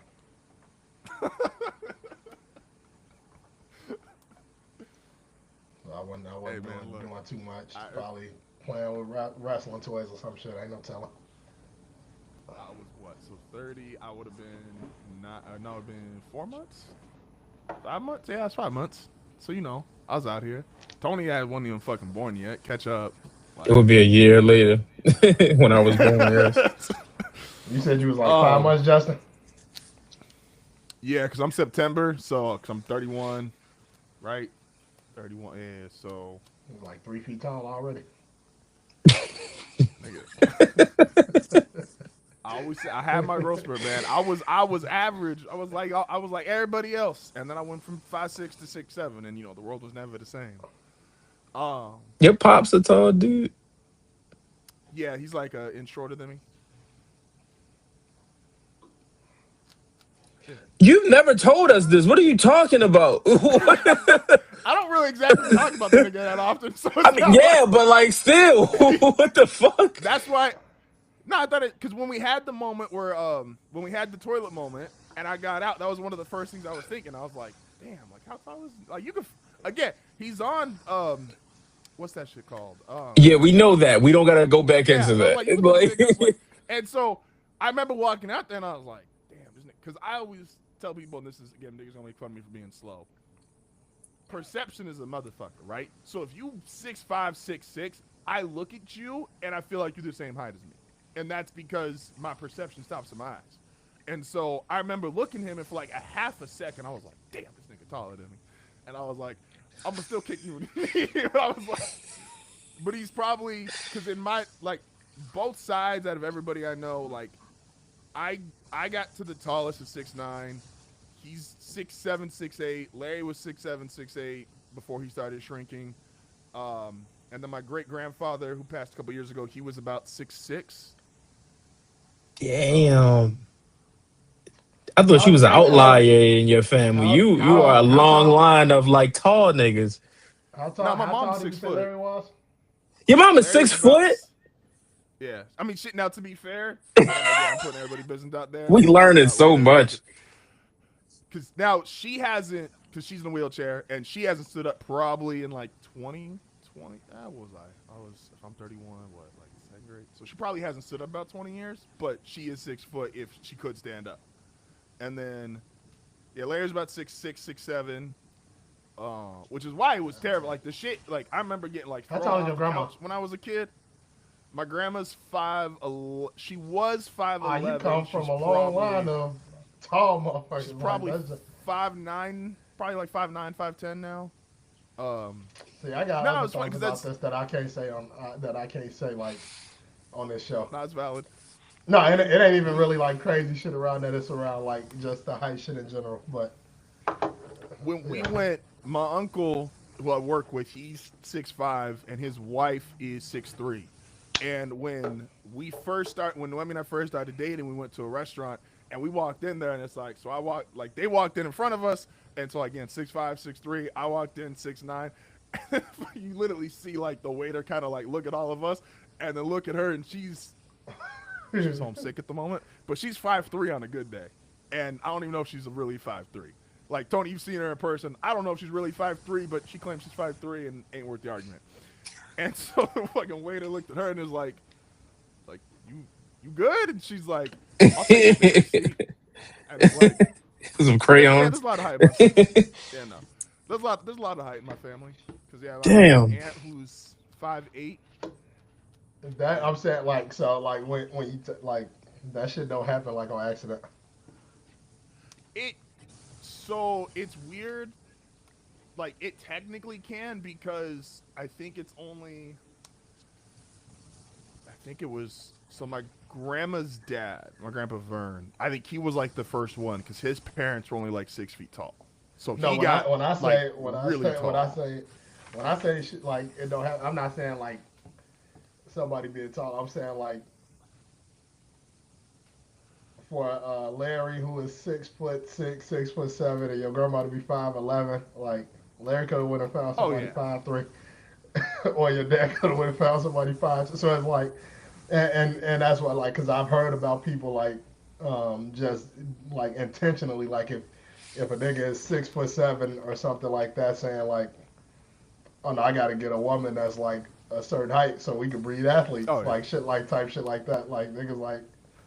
I can't do nothing with no 5 foot nothing. I'm trying to find a girl that's 6'3", 6'4", because this nigga going to the league. I told her she fucks in my genetics, and my kid comes out like I got a son, and that nigga's like 5'4". Like I'm blaming her side of the family. I'm 5'4", half Maurice 5'4", part Mexican, part black, part white. That's crazy. There's too much going on in this gene pool. The work two stepped on over there. The dope two stepped on. Who was that? Amara Ross say, bro, probably said, I done already stepped on it once. You can't step on that shit no more. Amon St. Brown, if I'm gonna just say, like, my grandfather was alive to see that commercial, that before the Monday night game where he was like, "Yeah, and I'm proud to be half German." I'm like, I don't know how he would have reacted. Larry being Larry being like a super tall racist is terrifying. Cause like, Nah, that nigga was yeah, like until like. See, I got dark humor. Anybody listening, I just need y'all to understand. If you've heard me in any sense of fashion, I got dark humor, and that is aside from my like actual beliefs. Y'all just gotta roll with me.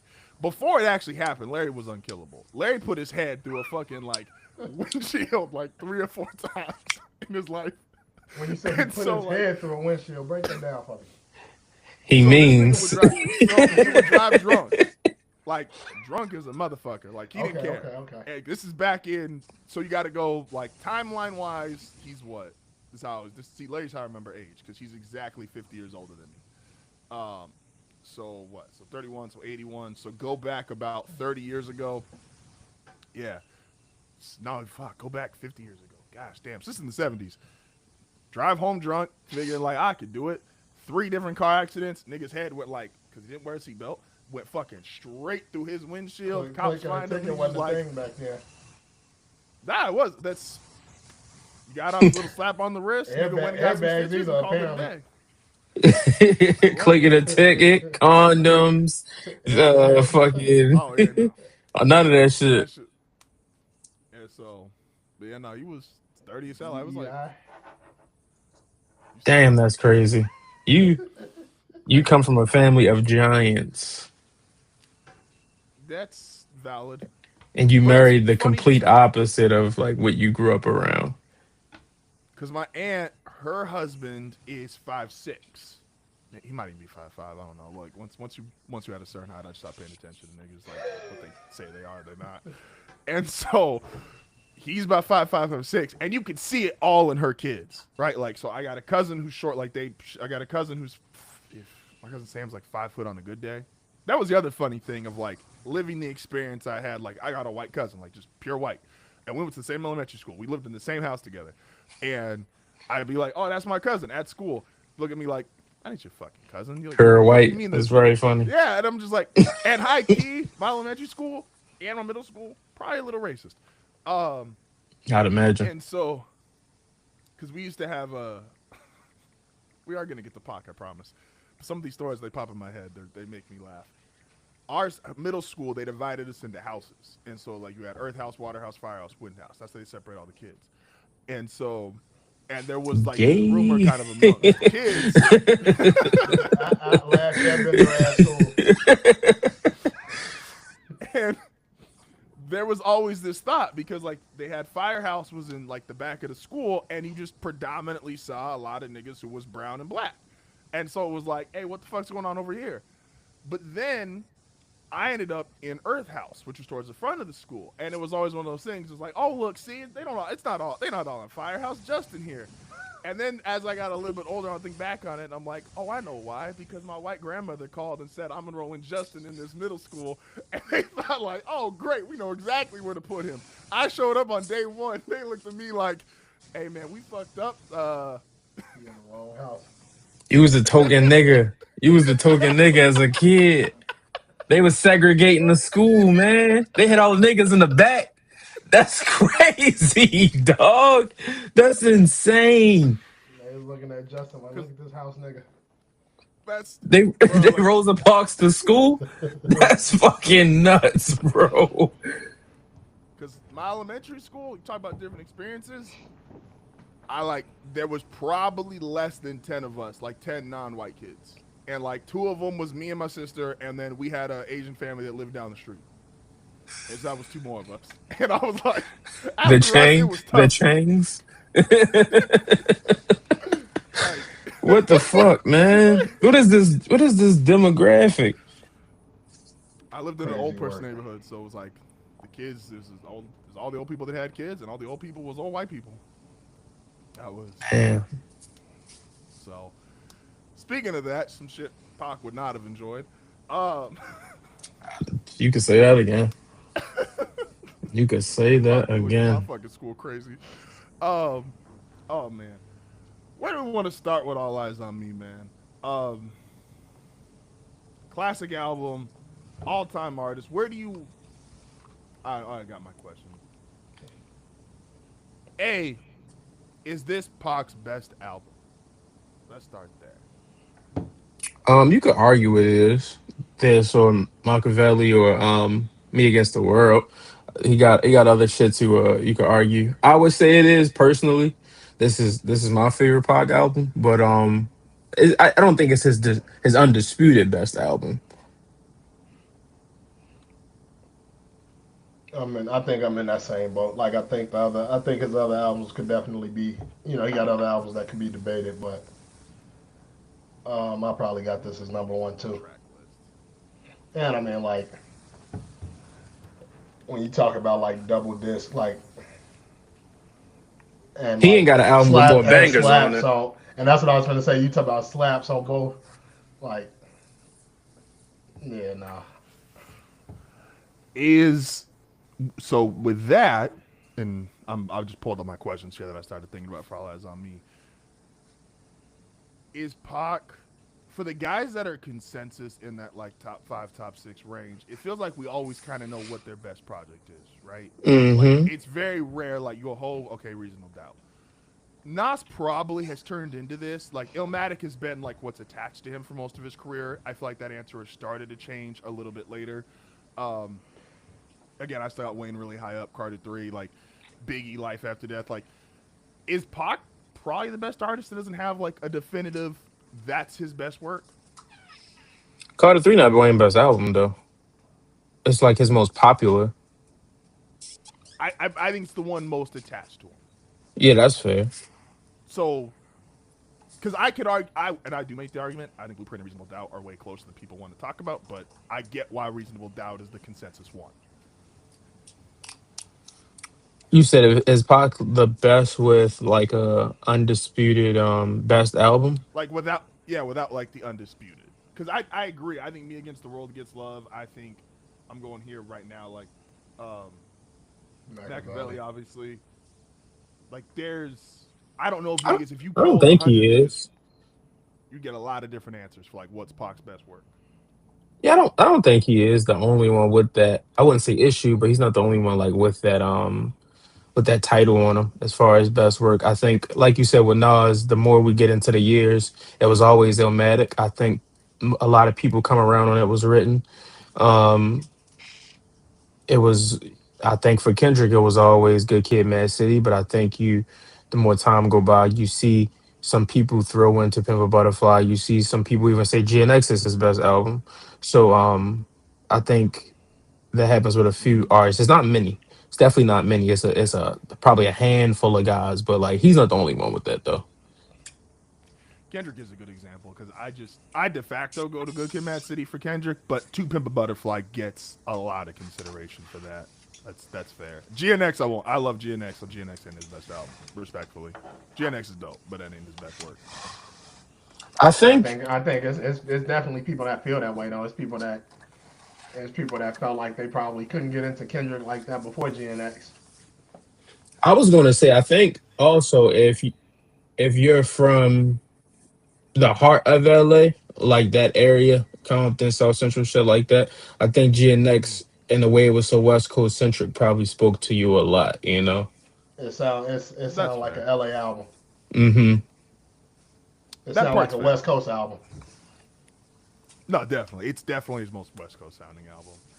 Um, okay. Do we feel like All Eyes on Me still holds up? Which is something that I feel like we always got to ask when we do these album reviews, Definitely. even when we do the 10-year ones. Like, does this still hold? Like, if this dropped today, niggas still going crazy over All Eyes on Me. I think so because just because nobody gave an energy like Pac did. So regardless of how the album holds up, as far as everything else, lyrics, production, whatever, no matter how the album holds up from those technical standpoints, the energy you get from him and like the anger you get from him, the openness you get from him, like just everything that came with it, I think that alone helps it to hold up better than a lot of shit. Yeah, no, I think it definitely hold up. Like I said, even kind of just me going back and listening, I'm listening to it, and it's like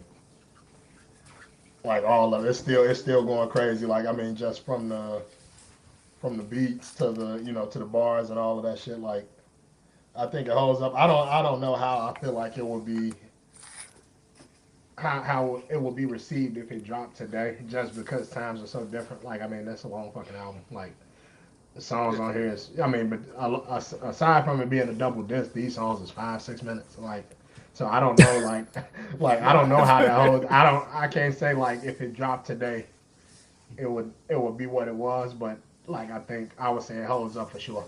This one alone is an hour and 10 minutes. No, Listen, it's as I was listening to that shit, I was like, damn, this song long in a like, bit. like how much Oh you man, have to this say, shit nigga? this Like, shit damn. still going. Like, in 2026, 2 minutes is a song. You only a third. You only a third into a song up on fucking All Eyes on Me. That's a fact. Um, I think one of the things when I was listening to it, like listening to it back, and again, I started listening to this and Life After Death when we had the conversation about Dub Bombs last week with Cole, Hmm. and I think unfairly, I want to make sure I say this correctly because this could get taken way out of context. I think sometimes Pac gets thrown in an unfair category, which is like, oh, you only top 5 or top 10 or however high niggas rank you because of the tragedy that happened at the end of your life. I don't think that's fair. I think it's actually less fair for Pac than Big because I think people group them together in that, and the amount of music Tupac put out is vastly different than the amount of music Biggie put out. And But so the when amount you of had good albums, music Tupac put out, that's what you gotta so account for. that's And I a think little more subjective, but fair. But when you have like an album like this, or you can go back to Machiavelli, like there is shit where it's like, oh yeah, I like because growing up for like our age group, I don't even know if like, and I'm in California, so maybe it's a little bit different. It was like Pac was just a guy. Like this is obvious. Like again, this is you got to think early 2000s, right? So you've only got up to a certain part of like a Jay, a Nas, like some of these guys that we now put in that category, their careers are not nowhere near to where they are now. So Pac was like the consensus, who's the greatest rapper of all time? I feel like that answer was always Tupac growing up. Like, and it wasn't really disputed very much. Now, again, I'm on California. Maybe that's different for the East Coast or the Midwest. But like, you hear an album like this, and I'm like, yeah, the nigga had a claim to it. Like, between the quality of the songs, the rapping, which rapping is always going to sound different and always going to change and evolve. And he is not, Pac's not like a Gen 1 rapper. It's not like KRS or Big Daddy Kane. But this was the style of rapping, the ability, the song making. It's like, yeah, you are not just high on list because of a tragedy that ended your life. You are high on list because you put out a lot of, again, subjectively want to say a lot or comparatively, like you put out some great fucking music and you put out some great bodies of work. I guess I'll put in like question form. I guess pass it on. Like, was Pac like growing up for y'all? Was that like the consensus? Like, who's the greatest rapper ever? uh, Not really, because from my earliest memories of like rap, like the biggest motherfucker, like as I'm growing up, is Hove. So like I always say, like I grew up in like Rockefeller and Cash Money. So like Jay-Z was like the guy.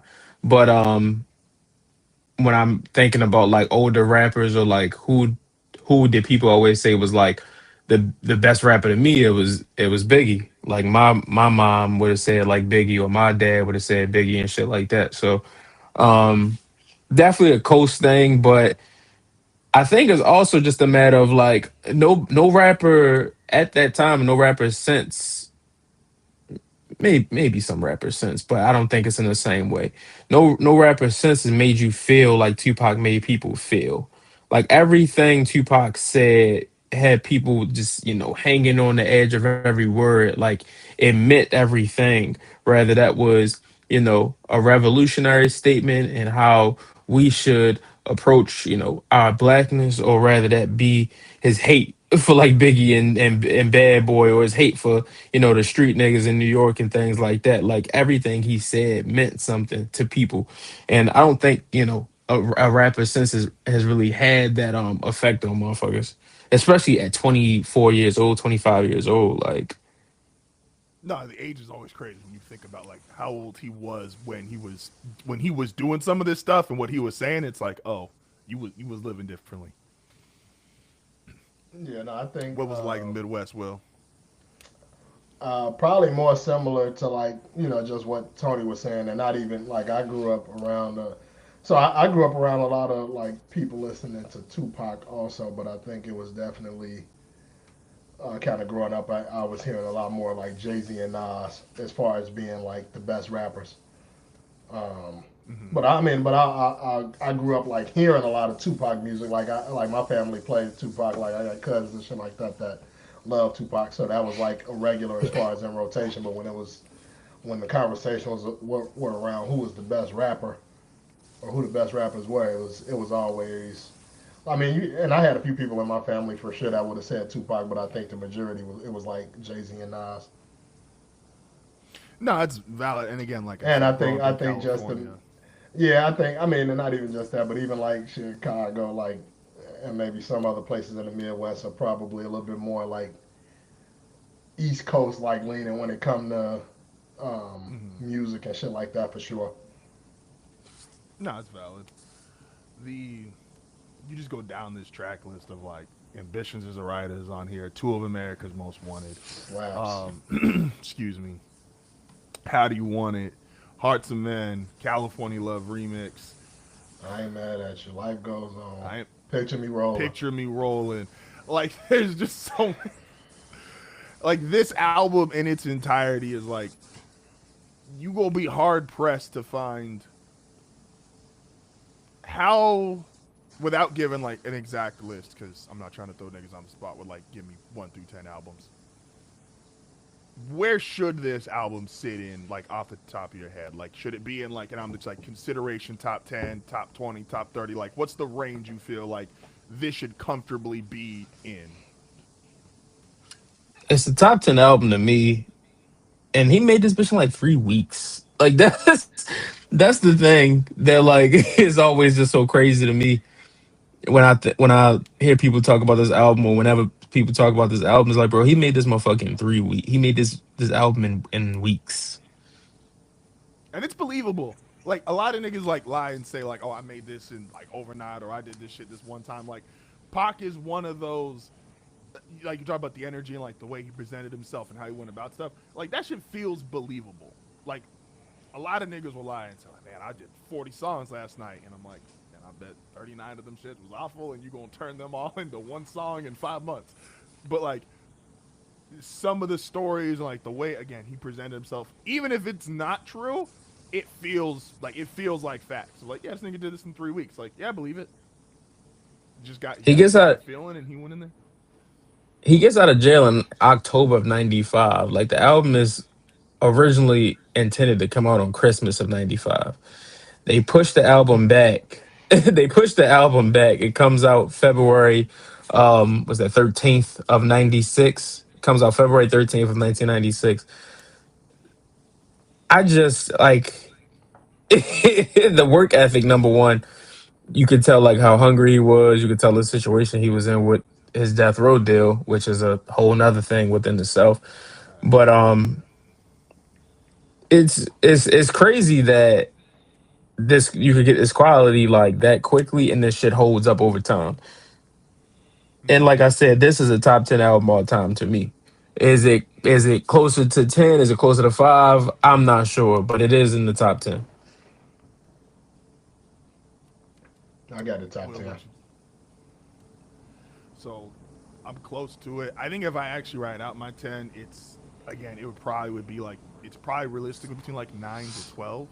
If the same albums that I kind of constantly think of as top 10 albums, it's kind of in that Hmm. range. Now, I'm gonna ask sacrilegious question, and again, I'm talking to nigga on the East Coast, and like Will said, Chicago, probably more East Coast. I don't think that's a massive gap between this and Life After Death. But I feel like if I said this is better than Life After Death, I feel like niggas would look at me side eyed. I mean, like I think it is, but but That's what I I'm like. just that's just because I think like Big is just that much better of a rapper. But as like people could, I don't think that's a crazy thing to like say though. I don't think that's a crazy thing to say if you feel, especially because there's so many hits on All Eyes on Me. Like there's so many hits on this album that like the hits on this album are hits some motherfuckers don't make in a career. Oh No, yeah, like no, it's it shit crazy. No, still it's like plays. crazy. Like this is if you do the fucking what do they call like the essential when they try to make like a playlist for an artist, like Pac is getting Ambitions is a Riot is showing up on an essential. How Do You Want It is showing up. Two of America's Most Wanted is showing up. California Love is showing up. Picture Me Rolling is showing up. Like there is. I'm looking at Life After the track list to make sure. I want to make sure. I had this thought earlier in the week when I was looking them over, and I just want to make sure in real time I still feel this way. Gosh, damn, what is wrong with you niggas, I man? think the real, for me, the real thing is the real. I wouldn't say argument, but the real debate is which album has the better production. Because these are some of the best beats on All Eyes on Me that you get, and the same thing on Life After Death. Like some the beats Biggie had on Life After Death, I don't think I've heard shit like that since. So like This that was a different bag that they was in. What Puff had going on with the Hitman, and what Suge had with Dez and like everybody that worked on this album. I want to make sure. I think he did. Let's see. Change major tracks. Because this was Dre, and Dre didn't do the whole album, but this was Dre's last album working with them. Yeah, Because obviously before Dr. California Dre Love. famously left Death Row unharmed. Hey, look, man. Some niggas got it. Some niggas just got it. He famously walked away from Suge Knight unharmed, saying he was going to start a record label called Aftermath. Hey, but on your way out, California Love and Two of America's Most Wanted is a fire way to go out. Like you He walk out didn't the even do building with those. he didn't even do Two of America's Most Wanted. This say he did. He says he's got production credits on California Love remix, Can't See Me, and Two of America's Most Wanted. I'm off Google, so Wikipedia, if I'm wrong, I'm wrong. But Wikipedia has Daz as the main production on that. Now Drake probably did something on Two of America's Most Wanted, but you know the You know, producing it's game is like weird like that's what that. I was about to say. It's that's like literally you can do any little thing, and it's like you get a producer credit on it. He did a no, that's what I'm chord, saying. so It's that's how that goes. yeah. So yeah, Dez Fonte. So it's like that's again, we'll never really know. Suge Knight gets all the credit anyway. Fuck it. The is Tupac never he never toured this album. And I think that I was talking to Erica like yesterday, and I think that's like the biggest miss of all of this. Is like it was so much shit going on. Like this he never even got to do this album in arenas. That was kind of crazy. that is crazy. Holy shit. He Like never he didn't tour, but he never got to perform because he September is performed it his at the like House of Blues, that famous clip yeah that okay always go that's what I'm thinking around. of But like yeah he okay that was like the I think like maybe one of the very few times that he performed the album. And it's like he never got to take this motherfucker city to city and feel the love and really obviously the financial of it all, but like the impact of this being pound for pound one of the greatest albums of all time. I'm sure there's plenty of people who feel like this is the greatest rap album of all time. It's Diamond album. He never got to perform this album live. Like and this was made while he was living. Like obviously, Life After Death achieved similar status, but Big was gone already, so that never happened. And you can bet your fucking bottom dollar Puffy was going to have him on tour performing this album in Oh, city for to sure. city. So, but Back to it's back. like Pac never even got to got to tour this album, and I think that's such a miss.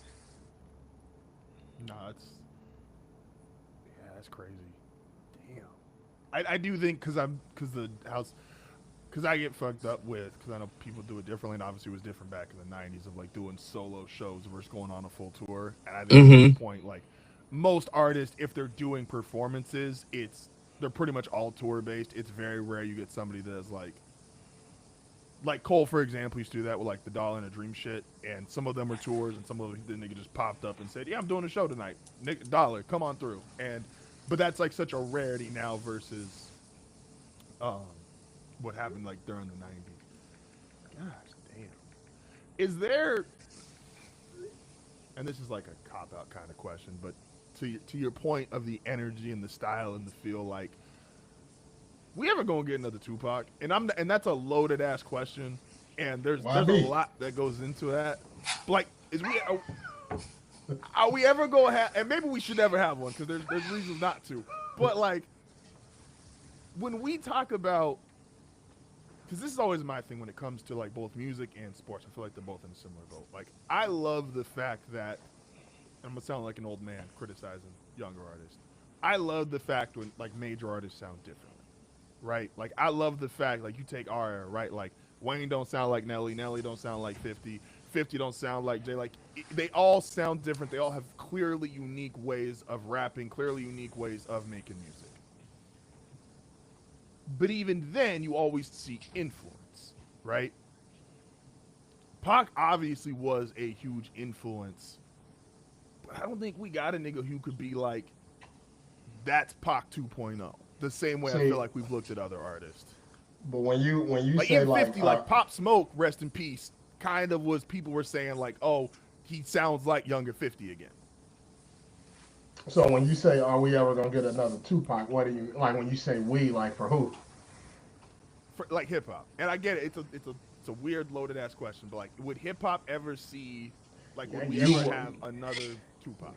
you won't ever view anybody in that light if you don't already. Because like these rappers that are coming out and coming up now, like they like you look at them as kids, like we look at it because they so much younger than us. So it's like we not gonna look at like they not gonna be influential to us. That's fair. So it's like because even when you think about like for the most part, when you think about like Tupac and like the people who feel like Tupac is the best ever, like check their ages. They were probably like kids when Tupac was like not kids, but like they were younger when Tupac was out. They probably closer, in age to like a Tupac. Maybe when he was in his 20s, they were like maybe later 20s. So it's like that was their era of music. So it's not like you're not gonna hear a 60-year-old like or somebody who was like 50 or 60 at the time talking about it. I ain't never seen influence like this from Tupac. Like he looking at that nigga like this is a kid like. Yeah, And I that's think fair. that's the same way we look at like so it's like some of these kids might be Tupac to them whoever it is Yeah, young boy. I, whoever like whoever it is like that might be that to them, but I don't think we could ever like if we don't feel like we have anybody of our generation that we grew up listening to or that we fans of, like I don't think a new artist could come in today and we gonna be like, oh man, it's like this is our Tupac. I think we've gotten parts of Pac. I don't think we've ever gotten like a full Tupac. Like I think 50 had parts of Pac. I think I think you look at somebody like Keith. I think Keith had a lot of parts of Pac. Like we were saying, young boy has a lot of parts of Pac. But the thing about Pac, it was obviously like the street side of Pac, but also like that conscious side of Pac and the awareness of Tupac. You know what I'm saying? And it's just like we should never get another Tupac because a person like that can really only exist once. But That's oh, you also have to come be of like a certain generation to even be the person Tupac was, and like we don't live in that era for to get that type of person no more.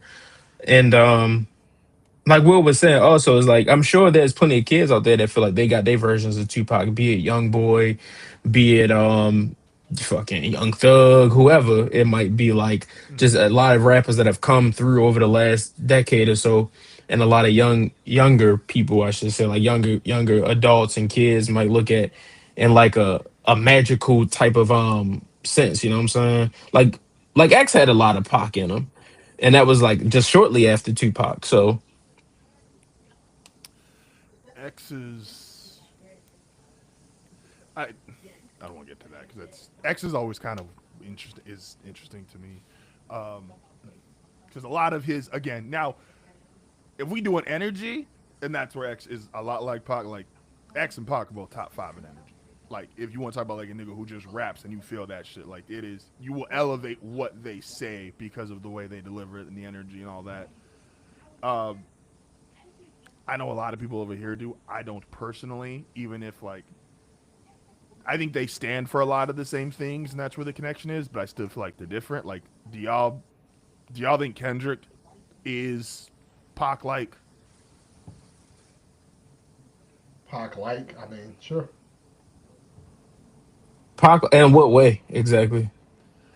I think just so I think because Kendrick speaking for what he believes in and the values and them aligning with how Pac was talking in their music, and especially after To Pimp a Butterfly, there was a lot of like, oh, Kendrick is like Pac 2.0 to yeah, there's a lot of Pac 2.0 conversation I feel like I heard, especially right after To Pimp a Butterfly. I don't personally feel like it, but I also just think, yeah, I don't want to say that. I like I Kendrick. I don't want to say that. I heard Tupac tell the biggest rapper in the world, "I want you to die," and I heard Kendrick say the same thing. So they probably are alike in more ways than one. I, Man, see, this is where I'm glad you brought that up because I have this as a side note. Nobody else could make Hit 'em Up. I will stand on that. Like, you can't. Nobody else should make Hit 'em Up. Like, you can't. Nobody else should The make it. way. Like Hit 'em Up's a very dark song. Like we talk about it and like, oh, this is a great diss record. Like it's Hit 'em Up is so fire, it's so crazy. Like Hit 'em Up is a dark ass song. Like when you get to that rant at the end and he's just letting out his grievances, like fuck you and your mama, my 4-4, make sure all your kids don't grow. Like you motherfuckers can't be us to see us. Like he said, Oh, he said, that's Mob fire Deep, line. you young ass motherfuckers, you want to fuck with us? Don't one of you niggas got sickle cell or something? You fuck with me, you fuck around, have a seizure or a heart attack. Look, like he was in a space that was insane. And See, hit but him up like like you can get away with shit like that when we like you. for sure. And I say all that to say, Let Draymond Green tell the nigga that on the basketball court. Listen to how Justin gonna come on here wilding. But and that was the blueprint. Like, I always found it weird that I like Hit 'em Up became the like blueprint for this song, right? And it was like I'm being as fucking disrespectful as possible. But mhm. I never really understood. And again, I was at an all-white elementary school, so maybe that explains why I never understood it. I never really understood why like Ether took that from Hit 'em Up. Like, and not saying Nas wasn't saying disrespectful shit on Ether, but I'm like, Hit 'em Up is the more disrespectful song, and maybe Ether is just easier to say, and that's why we just started saying like, oh, niggas ethered him, like when niggas start dissing each other.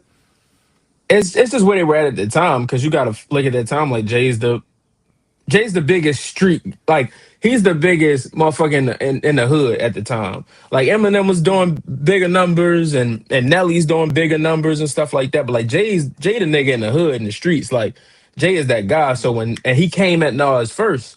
So when Nas come back and like it's a period of time thing, like you dick sucker, you gay and shit like that. Like that shit was you get that shit off Get it and off.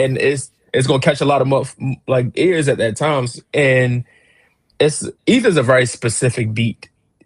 Like you hit him up as a sample is based on a song that Biggie had already made and blah blah blah.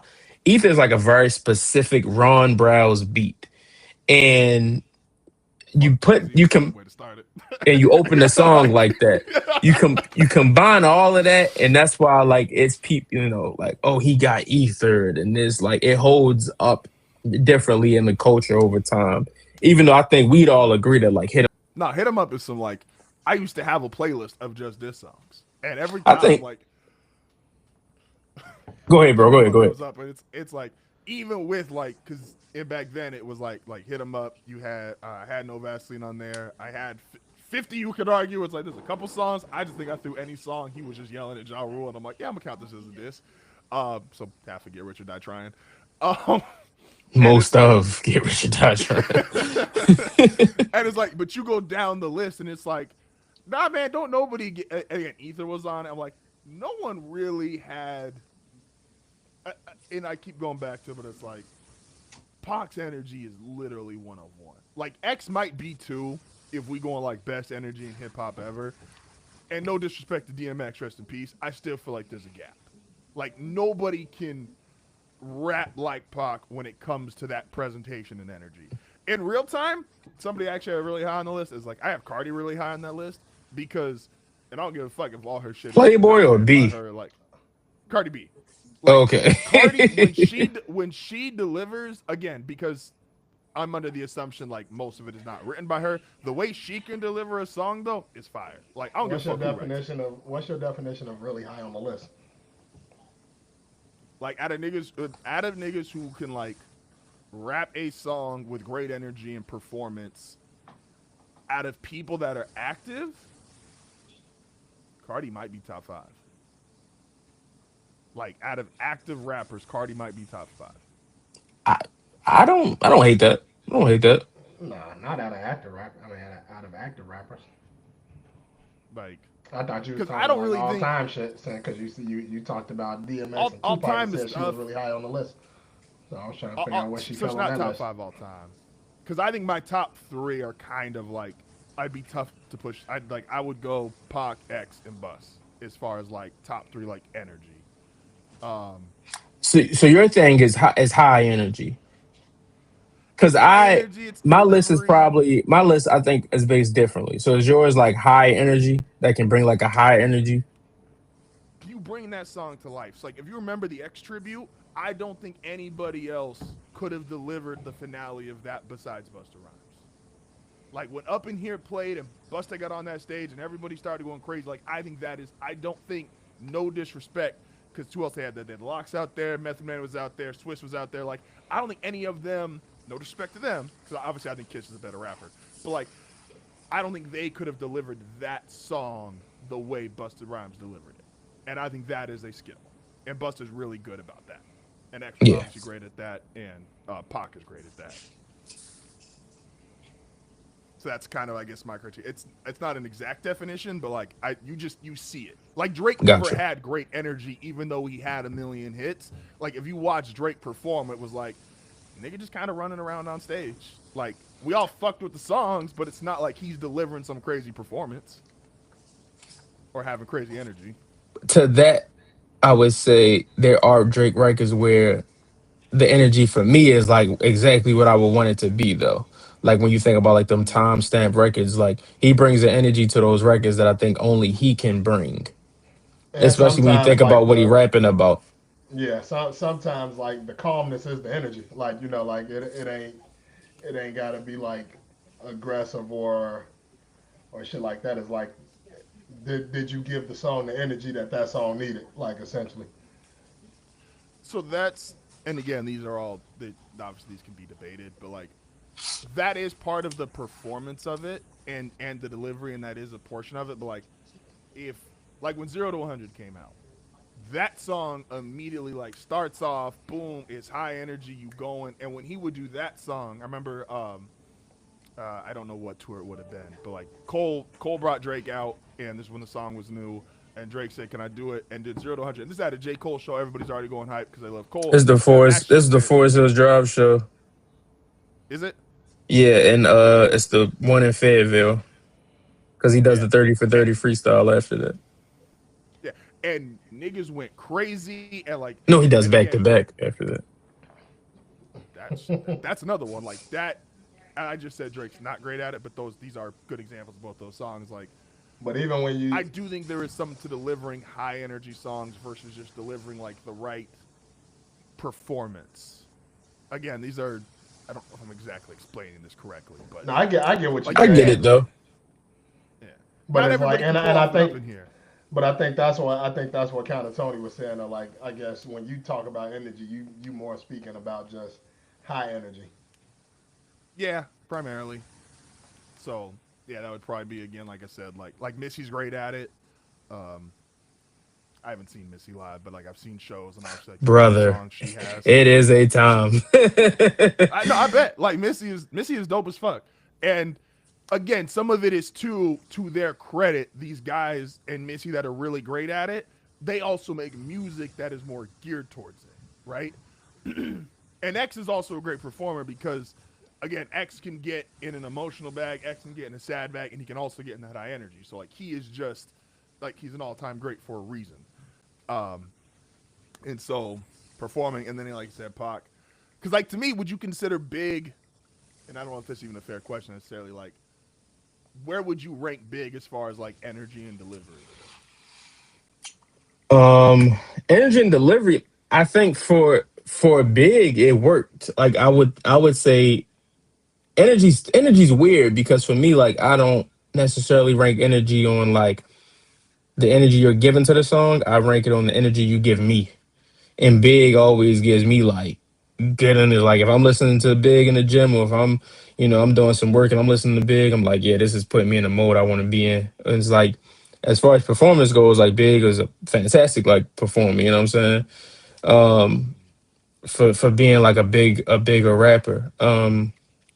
So I think it's different. I think it's different in that way as far as like energy. But the thing with Pac and the thing with this album is that from the beginning he sets a tone, and that's the thing that helps this album hold up so much. It's like if this album started off with any song other than Ambitions as a Ride, I don't know how it holds up, but as far as like the total project. But because it starts off with the greatest intro of all time, is is like you can't really go anywhere but up from that. No, that's a fact.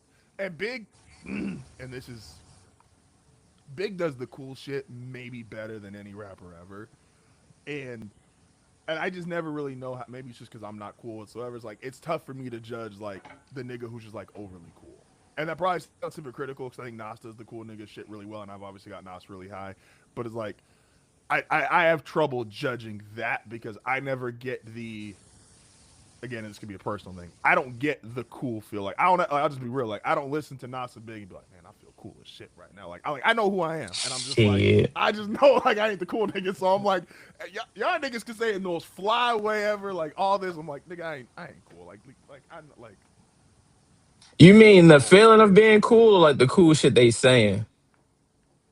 It's the feeling being the cool. I can respect the cool shit they saying, and there's like Ross is really good about that. Like Ross is Mm-hmm. way in some of the shit he says, but I'm like, I ain't never gonna sit around like I don't feel cool listening to like either Ross or Biggie or like anybody. I'm like, I know me, and so I'm trying to think. Nas has some of my favorite lines on It Was Written. Like the Lex with TV sets the minimum, and the Lex watching Kathy Lee and Regis. I say some fly shit, and it's I was like, raised up not giving a fuck. I thought Jordans in a gold chain was living it up. man, look, legend, like it's. But I also think that is too. I also think that speaks to their era, and I sometimes wonder if I miss out on that. Right, like before we leave, I'll do my little thing about Wayne. I think a lot of that is era too of like that was the rapper. Uh, Tony, I don't know if you said this on an episode or we said this in the group chat, and this is years ago. You're like Drake might be like the last superstar rapper we ever see. We're like he's still out here wearing the chains because at the time like Cole was really private, Kendrick was really private, and it's like Drake was out here with the Migos, he was out here with the chains, he was doing all the typical rapper shit, and some of that even if you look back on it now, because he's had such a bad last couple of years, and be like, that was corny. It's like that wasn't corny in real time. Like that was what rappers did. Like you Right. had like go back to G Unit. Like niggas don't dress like that no more. Niggas don't act like that no more. Well, 50 kind of does, but like that was the style. That was the precedent, and so you do have to live through some of that or experience it in real time, or it just doesn't hit you the same. And so For some of the sure. like really fly like late '90s New York niggas shit it is tougher for me, I guess, to like, oh man, like I really get that feeling the same way because I just wasn't in the '90s. I mean, I was young as fuck. Not from New York, and so some of that shit is just different. It's because you've never lived through a 30-degree winter. You've That's never probably you've He true. ain't never never put on put like on a the North belly. Face. He ain't never Like put the belly Nah, on. sixth grade camp, it was 20 degrees. it's not the Camp is same. crazy. It's not. It's not the like. Have you ever We caught did like you've subway never back you've then. never got on like the subway, like like a We when train to go to your destination? when we were in New York for Rolling Loud together, uh, we ended up finding a dude who was selling New York weed, which is trash. And so we bought some, and then we smoked and walked around a little bit. And she was like, oh, I want to go on the subway. I'm like, It's 11 o'clock at night. It's a We on the terrible wrong idea. side of the fucking U.S. I'm like, I ain't going down to that motherfucking Terrible subway. idea. I saw the stairs and said, "Fuck no." I'm like, we ain't doing this. Like, I might not have lived it, but I've heard what happens. Like, every time I hear like a nigga say Jack in a song, it's always around the subway. Like, there's just you know But it's yeah, a fucking New York subway. it is a lot of coastal shit to that of like the feeling of it all. So I do understand what you're saying for sure. Because I'm sure there's things that you may hear from like Nip might have said or like Kendrick might have said, where it's like being on the West Coast, you can feel it a little bit differently that I don't get. So yeah, I get that for sure. Shout out. The that's to like again, not the Midwest, but All of these niggas that's being why dead is this. very crazy. Like That is also, as we talked about X tonight, we talk about Pac and Big and Nip just now and all of that. Like all of these niggas being dead is just sucks. I'm gonna knock on wood because I want to talk about a few more rappers, and I don't want to put that on nobody. Uh, but that's like something too where like I had a really hard time like when drill music came out, and there's a Mm. different experience because I'm like, especially because no disrespect, I like Chicago. Y'all niggas were literally. I don't say y'all niggas like Will was out here rapping with them, but when they were literally like calling out addresses and blocks, and I'm like, I'ma just assume that's like some real gang shit because I don't know what the fuck that means. I'm That like, was I ain't different. That never was been there. different. Yeah, I was like, That I shit don't know used to what get that niggas means. so hyped. Like yo, what the fuck? Like they just did niggas like that. You never really hear no shit like that up until they started doing that shit. Yeah, and that's like to the Like way where you don't like know how like crazy like how like funny it was to like and like I done sent y'all like little videos and shit like that from like different little family functions and shit, but like you don't know like how like just being in that time like where niggas was just like the whole not from 63rd shit like that shit was really funny. that's nah. It's when you because like and it's not on here, right? I'm not getting my albums messed up. To Live and Die in LA is not on this album, right?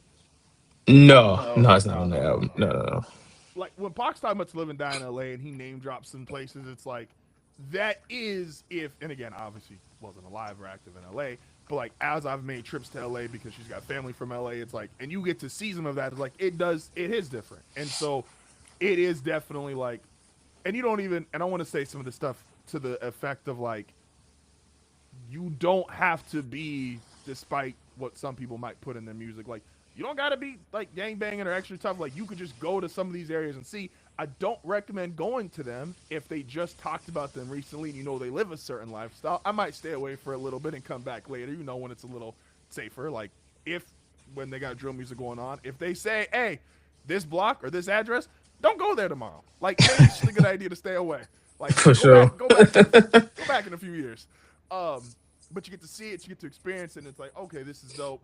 Like you feel it more. And um yeah man, it's shout out to All Eyes on Me, shout out to Tupac, rest in peace, legend.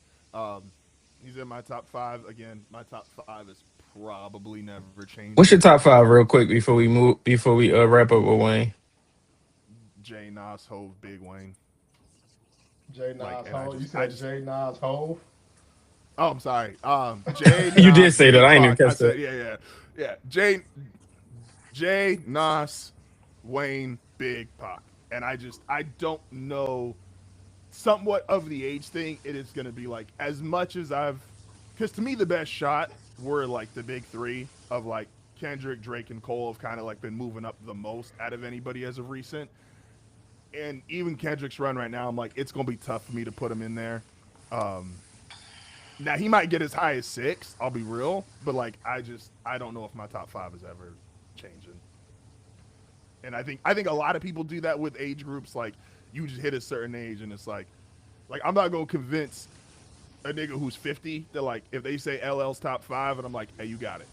Like I'm not But I mad mean, at you for it. we just had the conversation last week, like as far like with the J Cole thing, to say like, oh, is there anything he could do to kind of change wherever you got him ranked, essentially? So it's like, I think it's a And lot of people that are pretty much solidified. Like, yeah, no, that's true. And some people maybe are able to separate it, but again, when you experience it, it is always going to be harder to move somebody out to change somebody that you didn't experience. So I get why, like, if you are 20 or younger and you say like, all right, Pocket Big aren't top 5, y'all just old. All right, I get it. I'm not mad at you for it. And if you say Young Boy's the greatest rapper ever, I get it. Like, it just is what it is. And it's going to be hard for them that lived through this Young Boy run to be like, for him to ever probably get moved out of their top 5s or their top 10s or however high he ends up at. And so, you know, some people just like, once you've lived through it, once you've experienced it, that shit is just hard to unwork or get out of your mind. Like you said before, like, niggas ain't moving Hove out. Niggas can put out 10 of the greatest albums of all time, and it's like, hey, that's dope, man. Good job. Second place. And probably for you, it's probably like third place, because I don't think niggas is moving Hove or Biggie out of your top 2. Nah, this is not gonna happen. It's not gonna happen. So, no, they don't. Niggas don't rap as well. They just don't. Like, and so, I'm not sure if he's come back in. We'll see here in a second. On the way, and I just wanted to put this out there because I saw a lot of Wayne slander this week and a lot of shit that's just, to me, is just insane.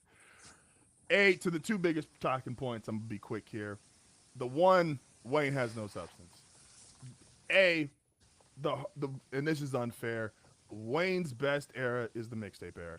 Mixtapes were not some big substance projects. They're just not. A lot of mixtapes were either introduce us to yourself, and the way you gonna find out if niggas want to hear you is can you show off how well you rap. And Wayne took that to another level. He was already obviously an established artist, and he was like, I can't let you get that off. No, I can't let you get that off. Well, hear me out, because what people are talking about is the amount of music, because Wayne has, and I get it, and at this point, they were like pulling out certain records, like, oh, I miss my dogs. And they'd be like, oh, there is subject matter in a handful of these songs. And I'm like, and then people would say, oh, well, that's only such a small part of his catalog. Yes, because the mixtapes outweigh the amount of album song, like song for song. He's going to end up with more mixtape songs than he does album songs or premiere songs. And when he's on features, not a lot of niggas are given like a lot of substance on features for the most part. And 2, just not everybody needs to be not everybody has to be some rapper of great substance, because the niggas that had great substance, when Wayne was out here doing what he was doing, y'all niggas didn't care about them anyway. Like Talib Kweli was talking about, man, niggas now care about substance. He's like, I was fighting my ass off trying to get some radio play with substance, and niggas didn't give a fuck. Talib Kweli just wasn't cool though. It's not a matter of like substance or not substance. It's Q-Tip and those guys like Q-Tip. You talk about a Tribe Called Quest, talk about De La Soul. Like all of these guys are substance rappers, but they're cool rappers. So they're held in regards, whereas like a Talib is not, or like other conscious guys after that are not, because they're not cool. It's like the music, it was never the issue. Are you cool? Are you likable? That's the thing. And those motherfuckers are not likable. Like, and the other guys were. Like, it's that simple. You was done with the Wayne thing? Because I was going to go. It's again, like the substance thing, I think gets skewed because of just how many more mixtapes and songs off of mixtapes. And B, I just don't like the revisionist history part of it. It's like, it's one thing to say it doesn't age well, and if someone doesn't age well, that is different than people saying like, man, why was this ever what it was? Meaning like you going back to that period of time and saying, nah, this really wasn't that great. It's like when that C2 to C3, which is also the Drought 3's in there, like Father Like Son is in there, No Ceilings is in there, like niggas win. No Ceilings is after that. No Ceilings is 09? Yeah. All right, so let me go find like the C2 to No Ceilings. You get to about 3 or 4 niggas you could ever say had a 3-year run like that, and even then it's a fight. And so the revisionist of what Lil Wayne was, I just thought was insane, especially for niggas like, and I hate this comment because it's a Joe Budden thing, and I don't think it's fair, but like some of you niggas don't deserve to talk about Lil Wayne because you ain't ever even been like slightly close to what he was or what he is, even on the downside of his career, which he's on the downside of his career. That's not true neither. Big a fan. It's not true neither. Russell should not be allowed to talk about Wayne. That's what I was about to say. That's not true. Number one. Number two. This Which starts from part ain't true, yeah. that niggas can't talk about Wayne. Like Oh yeah, the I and mean, with like we will be niggas that can't talk about Wayne. like this starts from what LaRussell said. He said that growing up, Wayne, he was introduced to like how to rap and like his love of rap by Lil Wayne. And that as he got older and he loved Lil Wayne, he loved Lil Wayne for everything Lil Wayne did and what he was and all of that. As he got older, he went back listening to Wayne's music, as we all have, and realized that Wayne's music ain't really talking about nothing on the grand scheme of shit as far as life goes and whatnot. And he said that okay, a lot of the things you talked about contributed negatively to what guys were going to be, but I still love you for everything you did.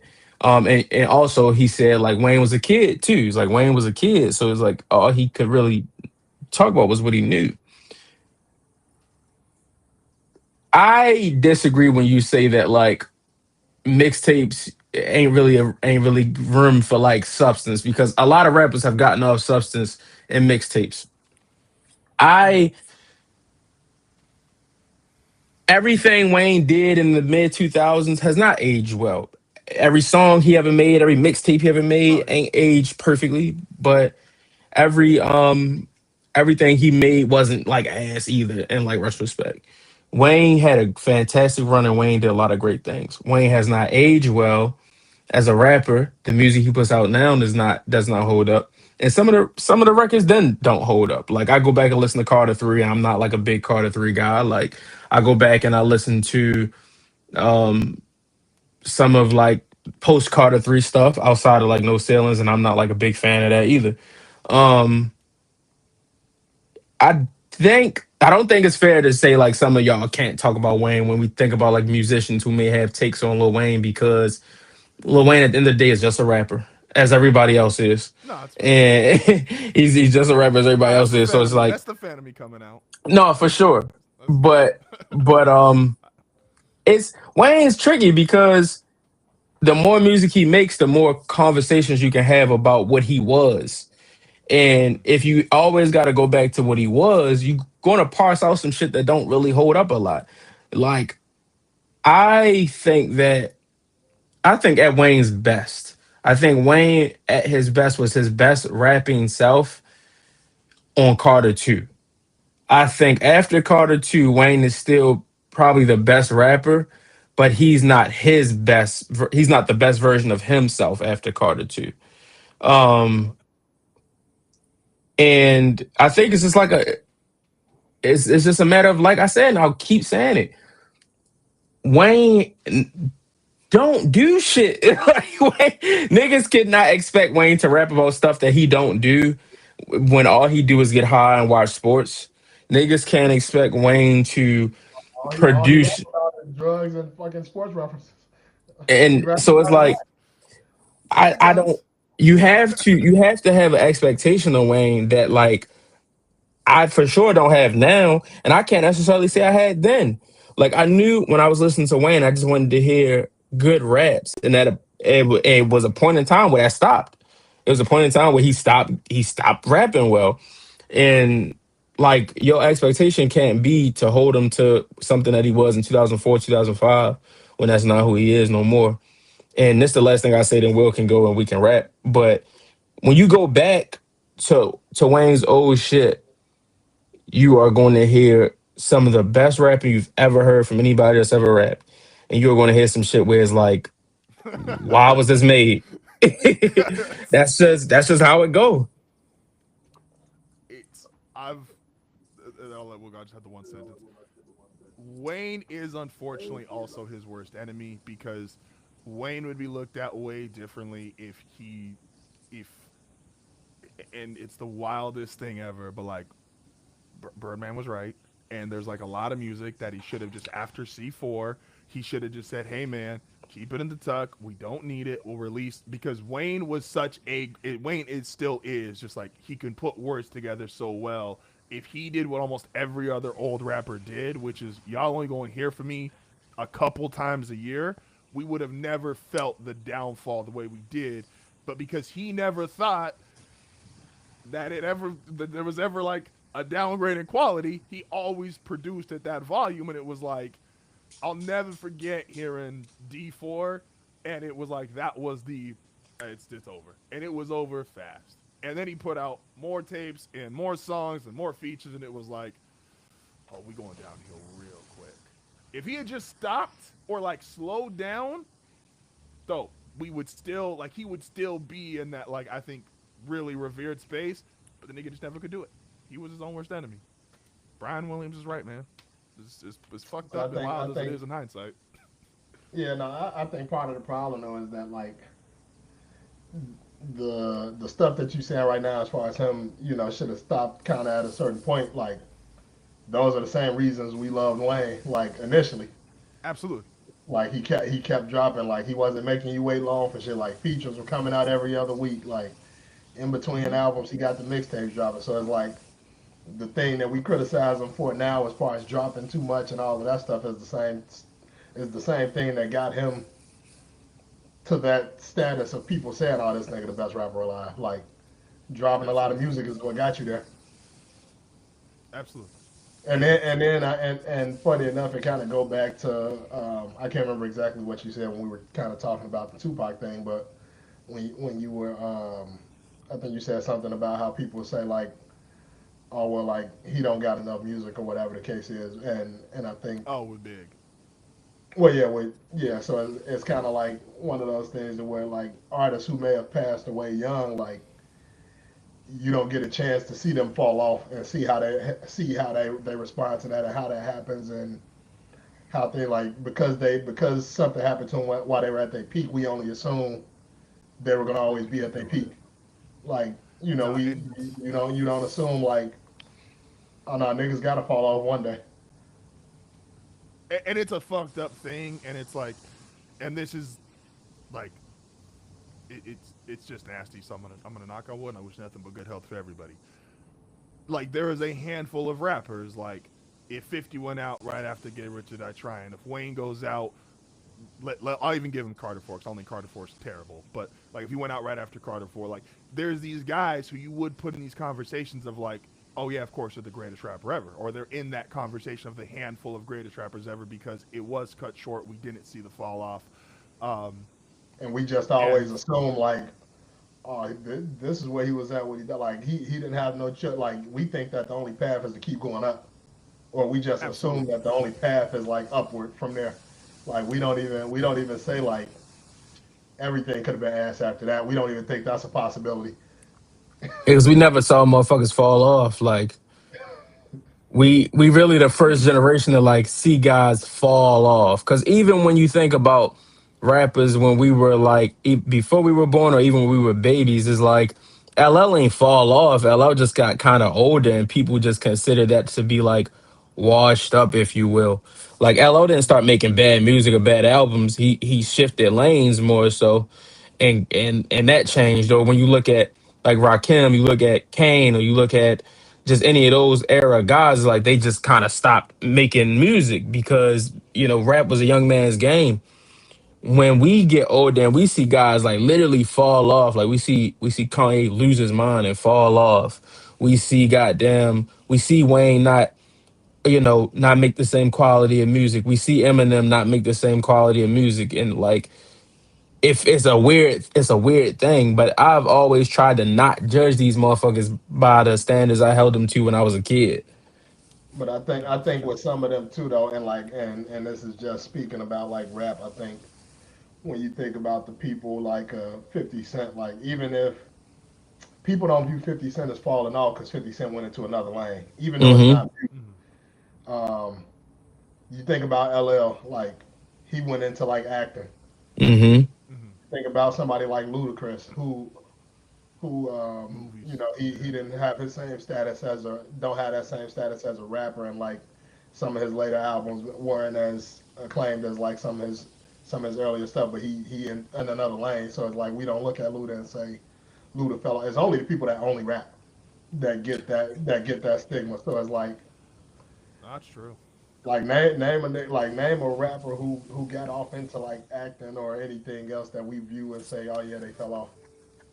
That's real. No, it's no, it's Because that point, even though you may not be relevant as a rapper, you still relevant just to us in the culture. it's so that's the 1,000% correct, and it's why even when we do like the top 5 list, it's why I do put Jay and Nas, and like I don't think I'd ever knock them out from 1 and 2, and that's again no disrespect to Big or Pac or Wayne, but it's like they're the two that went the full length of time, right? And even that, not that they ever switched, but Jay did a really smart, like really capitalizing on like I'm a rapper transitioning to a businessman. He never technically stopped fully doing music, but he definitely shifted his image around a bit. So even if you felt like I don't know about y'all, but like Magna Carta was not the most well received Jay-Z album. And so if you felt like, damn, like he don't got it no more, he's not who he was, the fact he was already kind of transitioning himself into a business personality, I think you're not going to go back and be like, damn, that's like a low point for Jay-Z and be like, oh, he can't rap anymore. And Nas started to do that later in his career. Like Nas did it a little bit after Hov, but like when he started to transition to business, and then they both, when they come out, show you they are still, in my opinion, the two greatest to ever do this, and they can be elite, and that's 30 plus years into their career. But everybody does need, and Wayne doesn't have this, something to take off just music, because we only know Wayne through music. Because again, like he can't really tell us much, niggas. We all know exactly who Lil Wayne is. He high as fuck. He got Sports Center on. Like we know exactly who he is. As we get out of here, it's just important for us to note to people like you think about Drake, you think about Kendrick, you think about Jay, you think about Kanye, and you look at all of these rappers and you say y'all lost a Grammy to Macklemore and Ryan Lewis. None of this matters. I was None trying of to, this. I was trying to figure out the grouping, and I'm like, all right, Drake. none, Like, wait a minute. none of this matters. Hey man, and I'll say, and again, because it's music, and you can listen if you want to, you can listen if you don't, like, or you don't have to listen if you don't want to. Like, Wayne, if that should make you happy, nigga, release 1,000 more bad songs. Like, if that's what you want to do, have a ball. People ain't gonna listen to them, but like, have a ball, man. I'm not here to tell you what to do. Like, Wayne and drop if you more don't want to music. listen, Who cares? Why not? that's Who what I'm saying. gives a Like, shit? and if you don't want to listen, and I think one of the things in this happens is all hate trains. I just don't think a lot of y'all was listening to Wayne, like current Wayne in 2026. I just don't. And so he's obviously a superstar and he's got classics, and that's always going to be in rotation to some degree. But like the people that complain about like modern Lil Wayne music, I'm like, nigga, I complaining listened. about complaining about modern Lil Wayne music. I ain't seen Lil Wayne drop shit in People ain't 20, even listening to it. and like man, I gotta hear this new Wayne. That's what, like, you know what? You know Shout what out to modern Jane Lil Wayne music Views. was? Niggas heard the elephant sound and that got trending for a day. Niggas immediately was like, yeah, I don't need to listen to the rest of this. And that was Lil Wayne in 2025. And, you know, here we are now. Hey, man, I want you with that motherfuckers to being, stop acting like Lil Wayne is fabulous. Like, oh, don't that was a good like. point. Let's have some goddamn couth when we talk about Lil Wayne. All right. That's to the versus point. T.I., I fuck with you, but, like, pick on niggas your own size, man. Like, the niggas I heard say I T.I. think could he beat beat Wayne in the everybody in the verses I thought verses. was nuts. And I fuck with T.I., but, like, you not, yeah. There's some niggas he could beat, just not the niggas he want to go against. No, that's a fact.